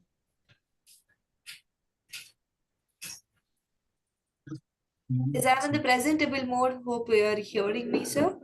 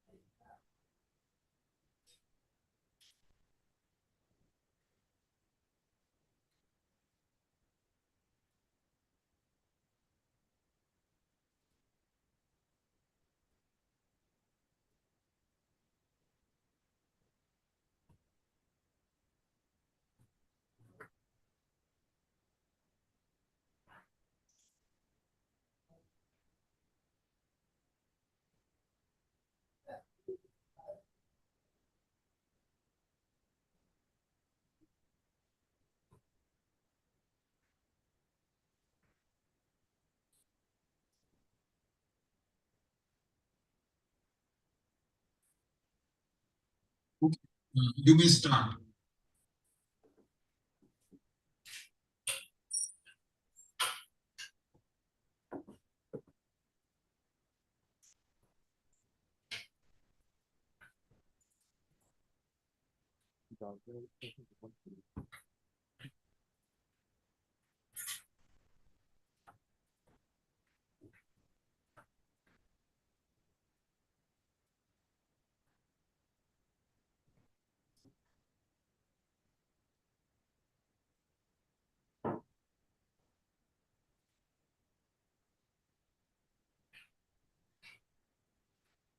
Hello.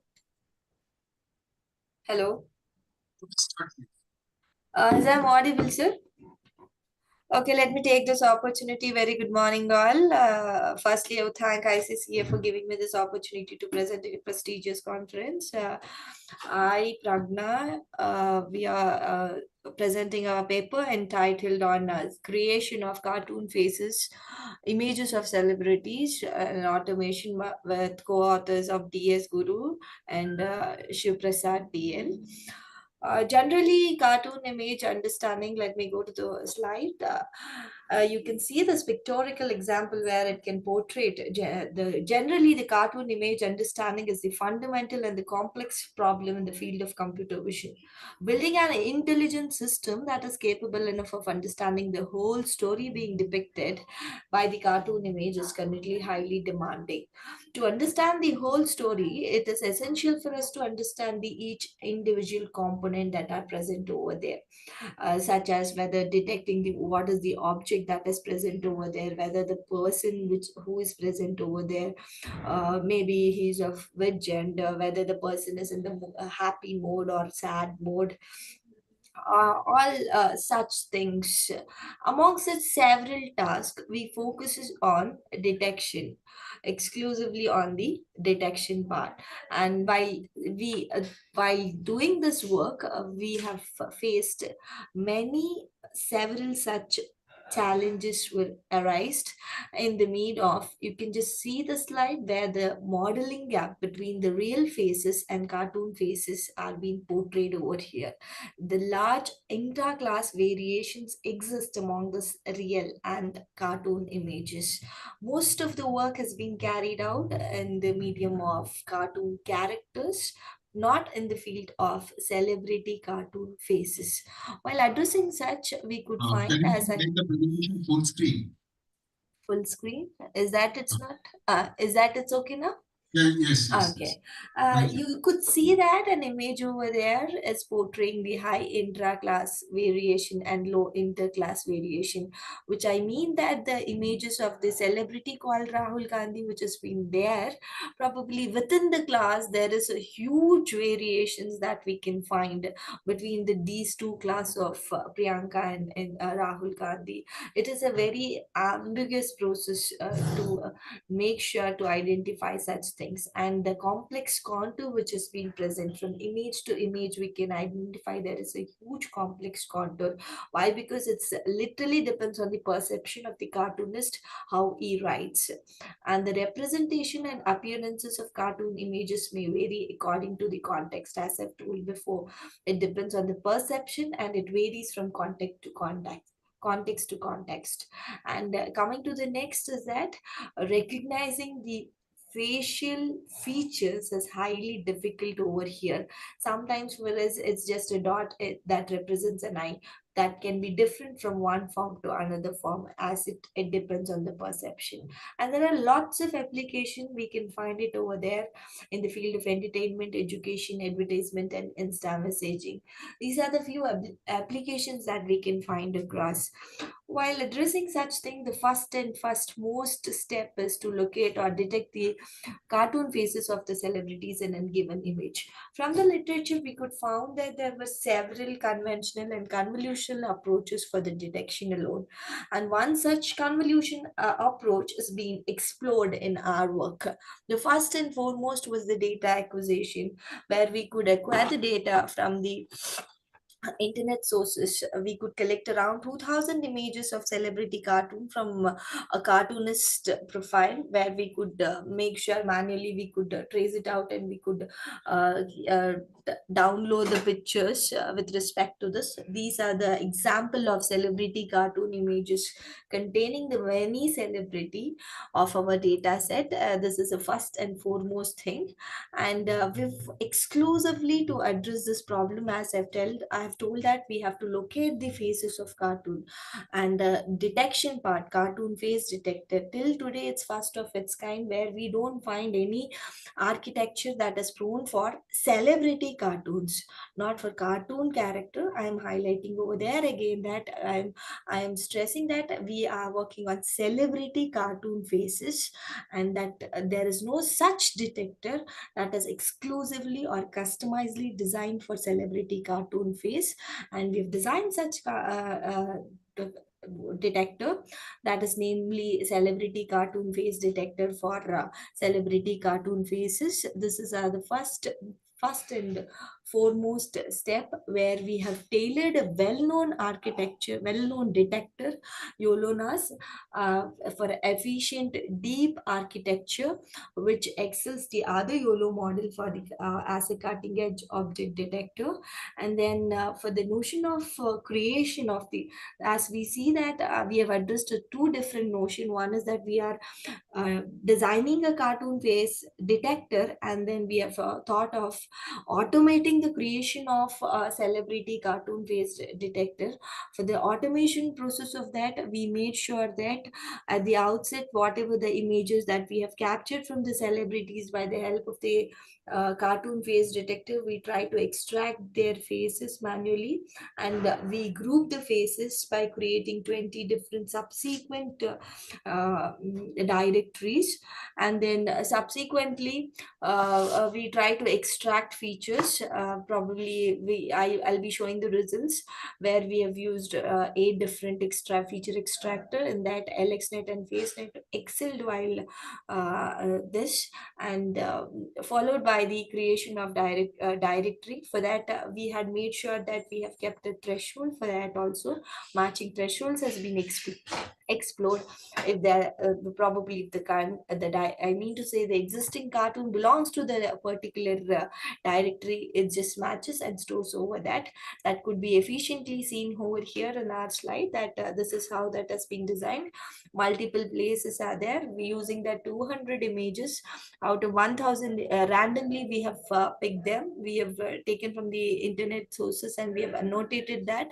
After doing the annotation work, we have randomly picked 1500 for the training purpose. Rest 500 was kept for the testing, and this was with the help of a well-known existing architecture, that is YOLONAS. We have trained our on our images, and we are achieving an MAP of 79.90. And as I've told about the feature extractor, that is highly helpful for us for the creation of the database. We have used all the different 5 different 8 different feature extractor with the distinct classifiers. Among that, we found that the FaceNet was and AlexNet was performing well, but FaceNet was quite far on par to the thing. And these are the results of cartoon face detector. And let me go to the database creation. As I've told that we have done the we have tested in different level of thresholds. At the first level, we have kept a mean as a threshold, and the second level, let us mean plus standard deviation as a threshold, and third level, let us mean plus 2 times the standard deviation as a threshold. From overall the observation that database creations was achieving a very good results at the third level of the threshold, that is mean plus 2 times of the standard deviation. And lastly, I just want to conclude that we have proposed a novel framework for automatically creating an celebrity cartoon face database. And we have designed a cartoon face detector using YOLONAS architectures, and we have analyzed the suitable feature extraction for the creation of the celebrity cartoon data faces. And we have made sure we have explored the proposed framework with distinct matching thresholds that has been seen over here. And these are the references that we went through. And thank you. Thank you very much. Questions? Shall I stop sharing, sir? Any questions from the audience? So a quick question from my end. I noticed that many of your data sets are very small. Many of the classes, they have just one sample image. Yes, sir. Yes, sir. Yes, sir. Initially, it was with a small extent. As I've told you that we are collecting with, in the one image, we have the multiple faces of the cartoons. Probably from that, we try to extract and we make our data set huge. very much. Round of applause again for the author. Thank you, sir. Thank you very much. Thank you. So the next presentation. This is the next paper is deployable solution for real-time children face emotion prediction system by D.L. Sivaprasad from University of Mysore, Dr. D. Guru from Mysore University, and Kavita R. from Jain deemed to be university. And the presentation will be done by D.L. Sivaprasad.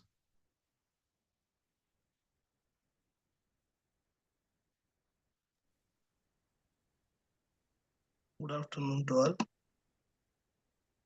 Good afternoon. So, are you ready to start? Is my screen is visible, sir? Your screen is visible. You may start. Okay. First, I would like to thank that organizing committee of ICAA 2025 given me to present our paper in this prestigious conference. Here, I'm Shiva Prasad. I'm pursuing doctoral degree under Dr. D.S. Guru, sir, in Department of Studies in Computer Science, Manasa Gangotri, Mysore. Here, I'm going to present a article named titled as Deployable Solution for Real-Time Children Face Emotion Prediction System.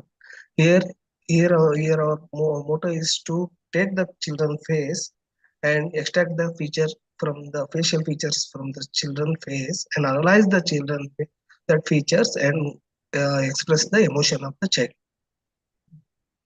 We know that the emotion is a very important and it will provide the crucial information about the person. But it is in children's it's very important to in children it's very important for parents to understand the emotion and provide a healthy life to them. In computer vision, basically it will solved by two ways. One is full taking face images, fully images, and another way is a key point basis, facial key points or local points. In literature, there is a no standard children emotion data sets are available, and there is no study that done with children face emotion with different pose angles. Hence, we have created a multi-pose variant children emotion data set having 6 different emotions: anger, disgust, happiness, neutral, sadness, and surprise. Here is the related work. Here is the data set available. It containing the children faces, but there is all are in frontal pose angle only. There is no data set contains other different angles of children face. The last one is our proposed data set. It is the age range of 4 to 16 year. In that 360 real-time video we captured. In that we propose a new keyframe selection mechanism. In that we 8,324 keyframes are obtained. This is used for our study. Okay, it contains 0 to 90 degree left and right pose angles. Totally 60 children's faces are 60 children are we taken for our study. Here is the proposed system. Initially, we taken the real-time capture video. Utilizing our keyframe selection mechanism, we extract the keyframes from those real-time capture videos. After extracting the keyframe, we're going to detect the faces. Where is the face existing keyframe? Then we will extract the faces from the keyframe. We initially we going to do manual categorization to some of the videos the children gives not only single emotions, sometimes they will give the more than one emotions. That's why we utilize the manual categorization here, and after manual categorization we go more on to convolutional feature extraction technique. In that after extracting the convolutional features we're going to reduce the feature dimension using our proposed hybrid feature selection technique. Here, we utilize the five different features ranking mechanism. I will explain later. Next slide. After this, we're going to take in testing phase, the real-time video taken a similar way we move on to here. Finally, the expression get classified. After expression in a video, 10-second video, it contains, for example, 10 to 20 keyframes. In that 10 to 20 keyframes, all keyframes are have different emotion. We will take the sequence of that features, sequence of that emotions, then we will predict the emotion of the children. This is how our proposed emotion prediction system will work. Okay. Here is the statistical description of our taken data set. You can see the with respect to gender wise and with respect to pose wise. 0 to 5 degree. Here is the left and right poses totally, and we can see the last total 8,234 images are taken for our study. First after collection of the data set, we plan to choose a good face detector. Here, these are the three existing famous face detector in literature, but these detectors are not that much suitable for our dataset. Because of that, we propose a new tailoring the YOLO V5 model and train our data, and we will create a face detector here. You can see the results clearly here. The MTCNN is a working fine compared to other two, but it's failing to detect the face in upper angle. Our proposed face detector is working well in that also. Here you can see the categorization of manually categorization of our dataset with the 6 different expressions and totally different poses also here.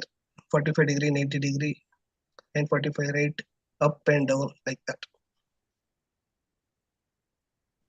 Here is for a pose detector.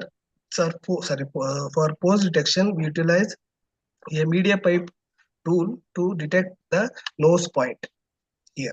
Okay, taking this nose point and we create a scale here. Utilizing this scale, we get the measures. In horizontal, what is the distance? The face angle is there, and vertical, what is the distance? These two values are we taken as a additional feature for our work. Then after convolution feature extraction. Here the convolution feature extraction is a method to extract the convolutional feature or deep features from the pre-trained model. First here for the study we utilize in literature the mobile FaceNet and FaceNet. These are the two very novel architecture basically used for faces for recognition, gender classification, other words. And mobile net also used for the additional purpose. Okay, here is the given as a input size of the architecture and which dataset the architecture going already pre-trained, and how many convolution layers are exist in this architecture, and what loss function they utilize to train the model, and what is the feature embeddings or features are produced in this architecture. And here you can see here mobile FaceNet also 128, FaceNet both are produced 128 embeddings, but mobile net are produced 1000 embeddings. After here is that mechanism we proposed here. We take 5 different feature ranking mechanism. In that which is the top ranked feature, we utilize one by one wrapper way. That's why we utilize filtering method and wrapper method. We both method we have utilized for feature dimension reduction. That's why we named as a hybrid feature selection here. This way the feature dimension get converted into a very relevant features are come first here. The results are shown here with respect to different pose angles. 0 to 5 degree, 0 to 10 degree, 0 to 45 degree, and 0 to 90 degree. You can clearly, and also you given mean and average and maximum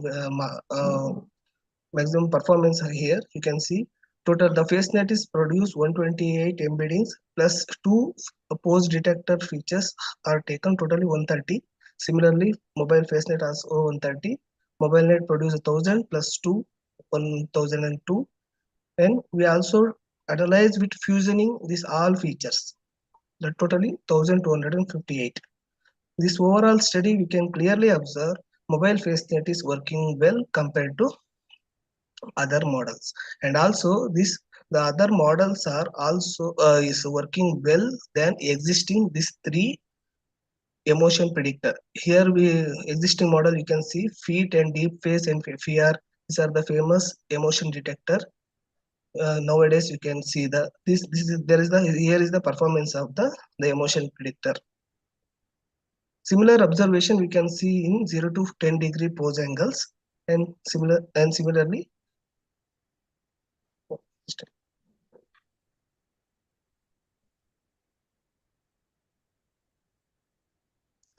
here you can see 0 to 45 degree also it giving good result in mobile face net and 0 to 90 degree. You can see the mobile face net classifier with our proposed feature selection mechanism is giving with the less dimensional feature with good performance. Finally, here is the framework. We conclude here. We take our proposed mechanism of keyframe extract keyframe selection and face detection with utilizing by YOLO-V5 and convolution feature extraction. Out of 3, we chooses that mobile face net plus that pose 2 feature total 130 dimension. The proposed hybrid feature selection method it reduced to 130 to 67 dimensional features, and finally it get classify the expressions with SVM radial basis function kernel.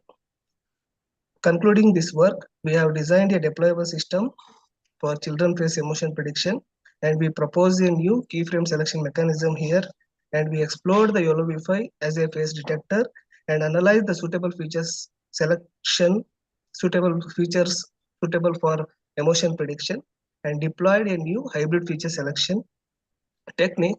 In future, we propose system will be extended for improving performance. Here, the system is giving 94% accuracy. We plan to extend this work. Here is the reference you can see. Thank you, Ananda. Any question?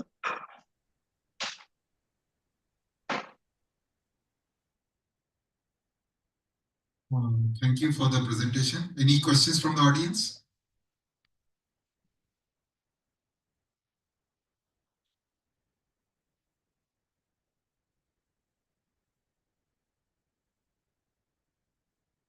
What I want to ask is whether the children face emotion prediction system which you have presented will work for those who are non-children. What is the difference between children and non-children so far as the face emotion detection system is concerned? This is my first question. And second question is, whatever pictures you have shown, I see that all of them can speak. So I want this to be extended for the children who cannot speak, who can only cry.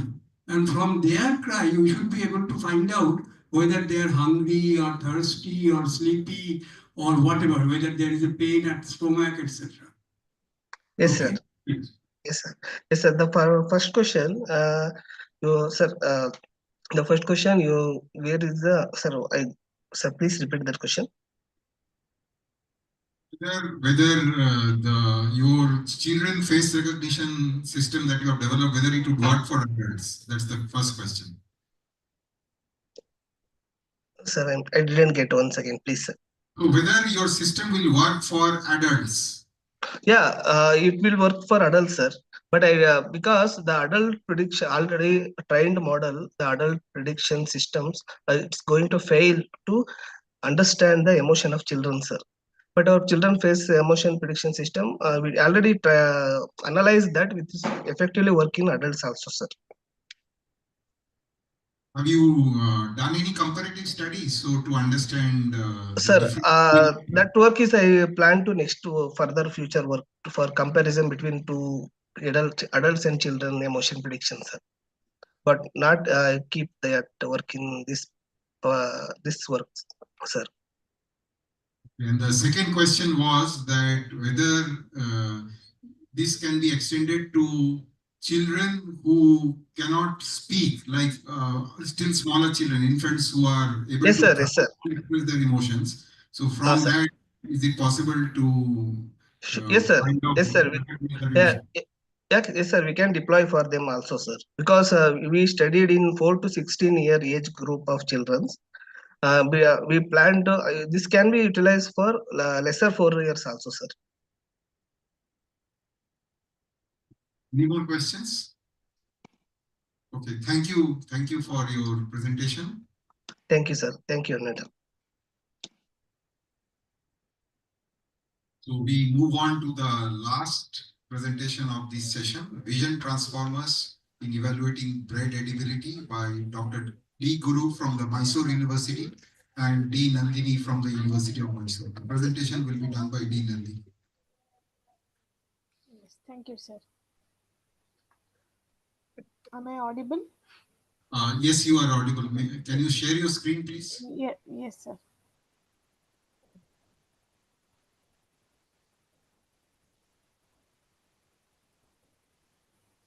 Now am I audible, sir? Is that my screen is visible? Yes, your screen is also visible and you are audible also. You may start. Okay, sir. Good afternoon, everyone.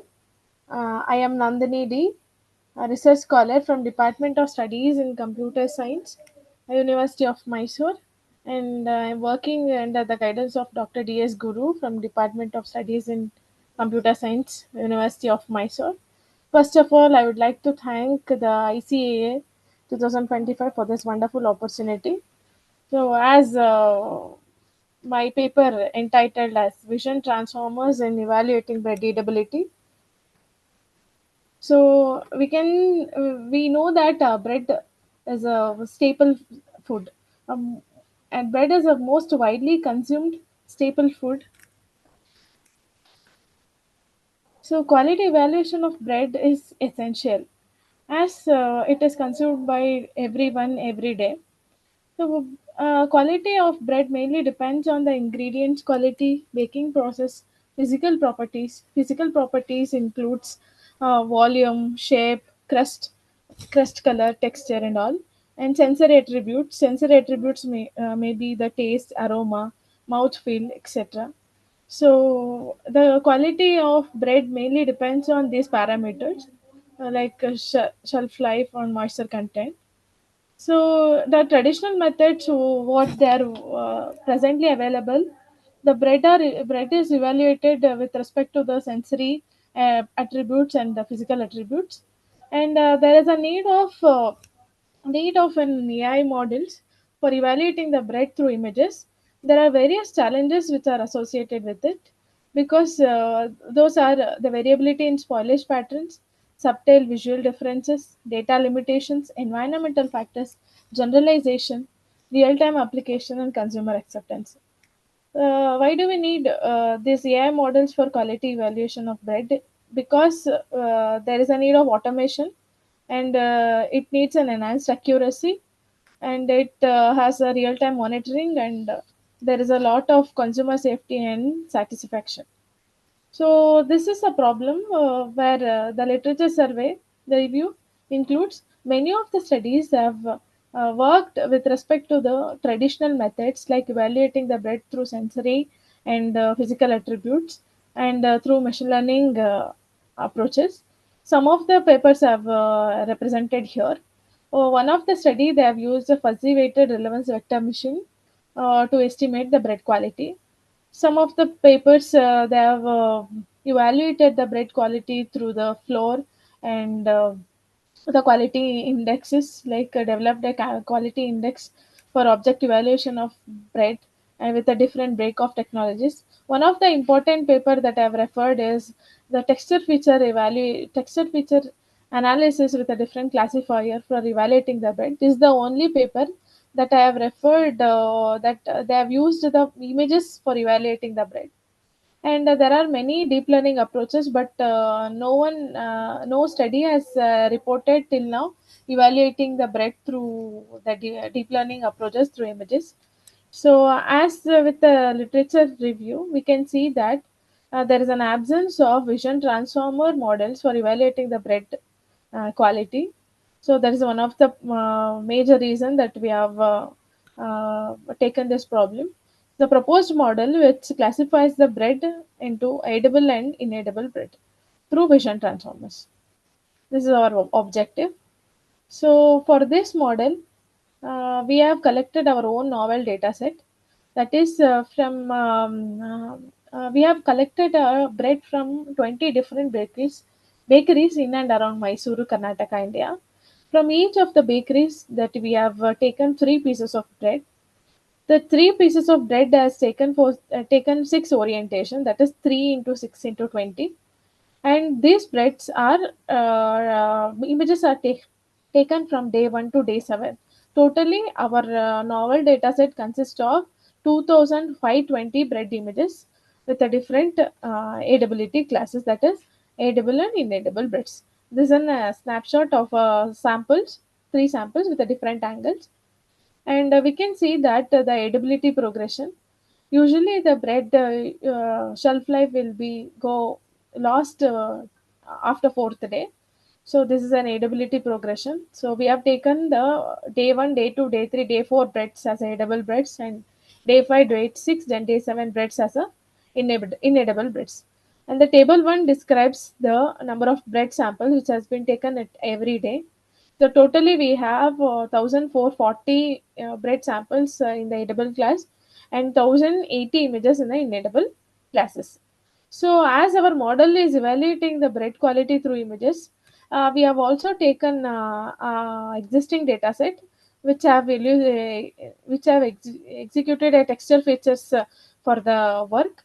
That data set consists that data sets also has been considered for the evaluation purpose. So initially, our model when gone through with the pre-processing, because raw images has been labeled using label ING, and we have went through with a YOLO V5 custom training, and we have generated the weights based on the best weight. We have detected the bread, and based on the bread detection region, we have cropped the bread images. So our region of interest is to analyze the bread that we have done with respect to using YOLO V5. So, as a pre-processing step, we have also used a 5 transformation for data augmentation, that is rotate, flip, left, right, flipped, top, bottom, distortion, and brightness. These are the 5 transformations which we have used for image augmentation. So this is our proposed architecture. The proposed model is based on vision transformer. Initially, the bread images has been divided into number of patches. That is called, we call it as a patchification. So the bread images, that is height and width of the images, is divided with the patch size. The proposed model has a patch size of 14 cross 14. Then after all these patches are really transformed with the position embeddings, and with the class tokens are transformed into transformer encoder block, where the transformer encoder block consists of a number of multi-head self-attention layers, layer norms, and residual connection for the processing. And the proposed architecture also incorporates the VIT H14 pre-trained weights for the processing. And in finally, at the classification layer, we have used MLP head for the classification. The proposed architecture is experimented with the two datasets, that is with augmentation and without augmentation. So we can see that the patches are calculated by dividing the uh, patch height, image height and width by the patch height and width. The layer norm normalizes the input for efficient training and stability. The multi-head self-attention, which enables patches to capture dependencies, with each patch assigned a role of query key value to determine a similarity and the context. So the attention are calculated with a softmax operation. These are the results. So the proposed model, we have experimented the vision transformer models, three variants, that is base with the 16 patch size, large with 16 patch size, and huge, that is with the 14 patch size. These are the parameter specification of all three VIT models. The table 4 that we can see here is the accuracy obtained by the proposed model with our novel dataset. So here we have considered the proposed model in the two different cases, that is with using pre-trained weights and without using pre-trained weights. That is, without using pre-trained weights means that the images are trained customly with the vision transformer models, and we have observed that the accuracy was low. Then we have passed the pre-trained weights of the corresponding model for the updated accuracy. And these models has been experimented again with the with and without augmentation. We can see that the proposed model is achieving 92% accuracy for with augmentation with pre-trained weights parameter. And we have also experimented with the proposed model with other dataset for the robustness, and it is works fine with it is also giving an accuracy of 87.52%, and this is a table represents accuracy. So, and we have also done the experimentation by merging the dataset 1 and dataset 2, and the results are displayed here. Then the proposed model is achieving 92.32%. The proposed model is compared against with other pre-trained models, that is CNN with 3 layers, which is giving the 86% of accuracy. And the pre-trained models that we have used for the comparison is the Inception V3, VGG16, Efficient Net, and the RESTnet 50. So all these pre-trained models are experimented with fine tuning and without fine tuning. With without fine tuning means that the block is freezed, uh, and we have taken the results. With fine tuning means the last block of the pre-trained models are unfreezed, and we have taken the results. So we can see that the our proposed model is working well with respect to the other pre-trained models and with the existing work. The existing work which was evaluated the bread quality with the two classes having an accuracy of 90%, but our proposed model with the vision transformer is having an accuracy of 92%. So this is a loss and accuracy curve of the proposed model. Through this curve, we can see that our model well generalized to unseen data. So through this, I am concluding that uh, the study is demonstrated the effectiveness of vision transformer for predicting the bread edibility, and we have compared the proposed model with other CNN and pretend models, and the role of position embedding for maintenance of patch order and spatial arrangement able to handle the distinct classification. And we have achieved a 92% accuracy with the suppressing the state of art methodology by leveraging pre-trained weights. And in future, we can experiment by varying the patch size and transformer layers for the further improvements. And we can go for further, we can go for real-time deployment. 3 minutes left. Thank you. Thank you.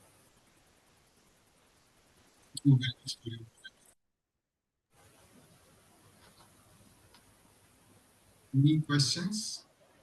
Yes, sir. Any questions from the audience?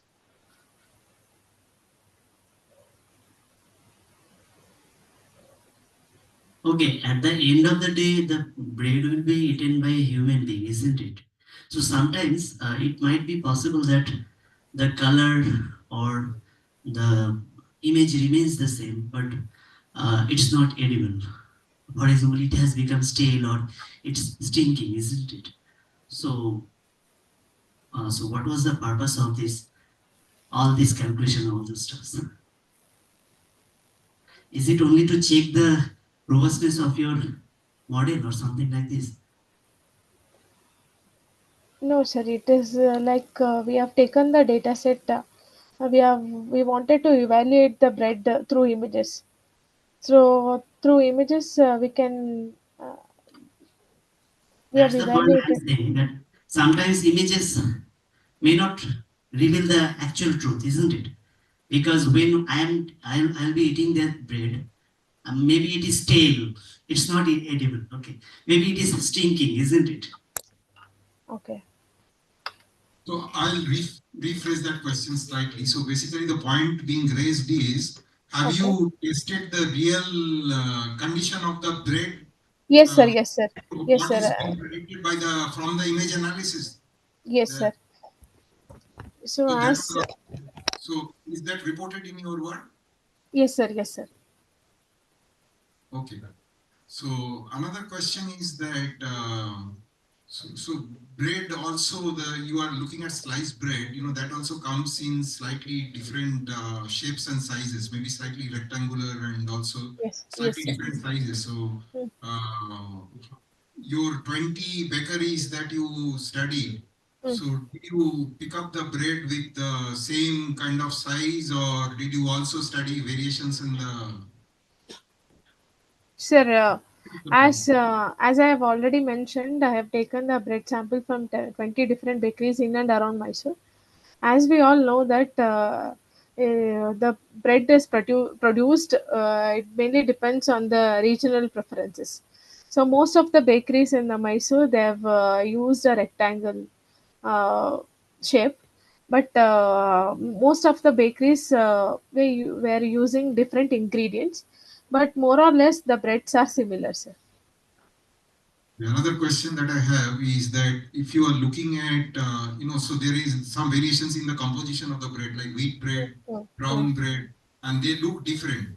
So Yes. did you study those variations? So the bread, the wheat bread, what it looks after 6 days, Yeah. brown bread or wheat bread may not look the same. Presently, we have not considered the different variation in this study, but in future we will consider the different variation like wheat bread, brown bread, and all for the experimentation purpose. Any other questions? Any questions from the audience? Okay. Okay, thank you very much for your presentation. Thank you, sir. Thank you.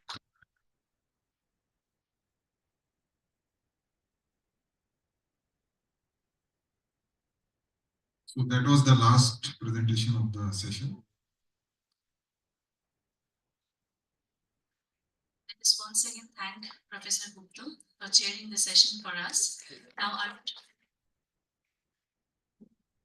would request Professor Shubhajit Dotto of Heritage Institute of Technology, Kolkata, to please come on stage and felicitate Professor Gupta with a memento.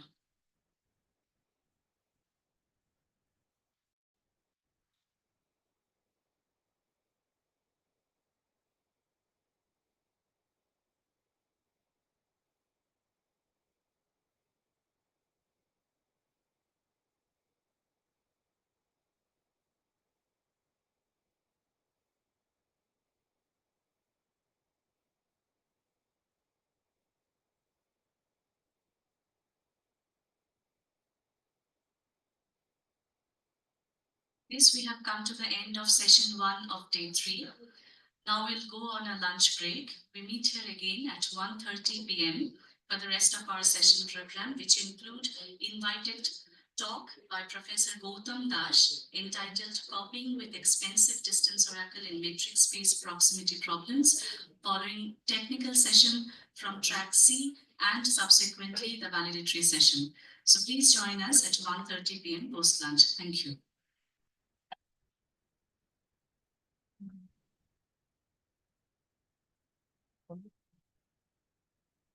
Mm-hmm.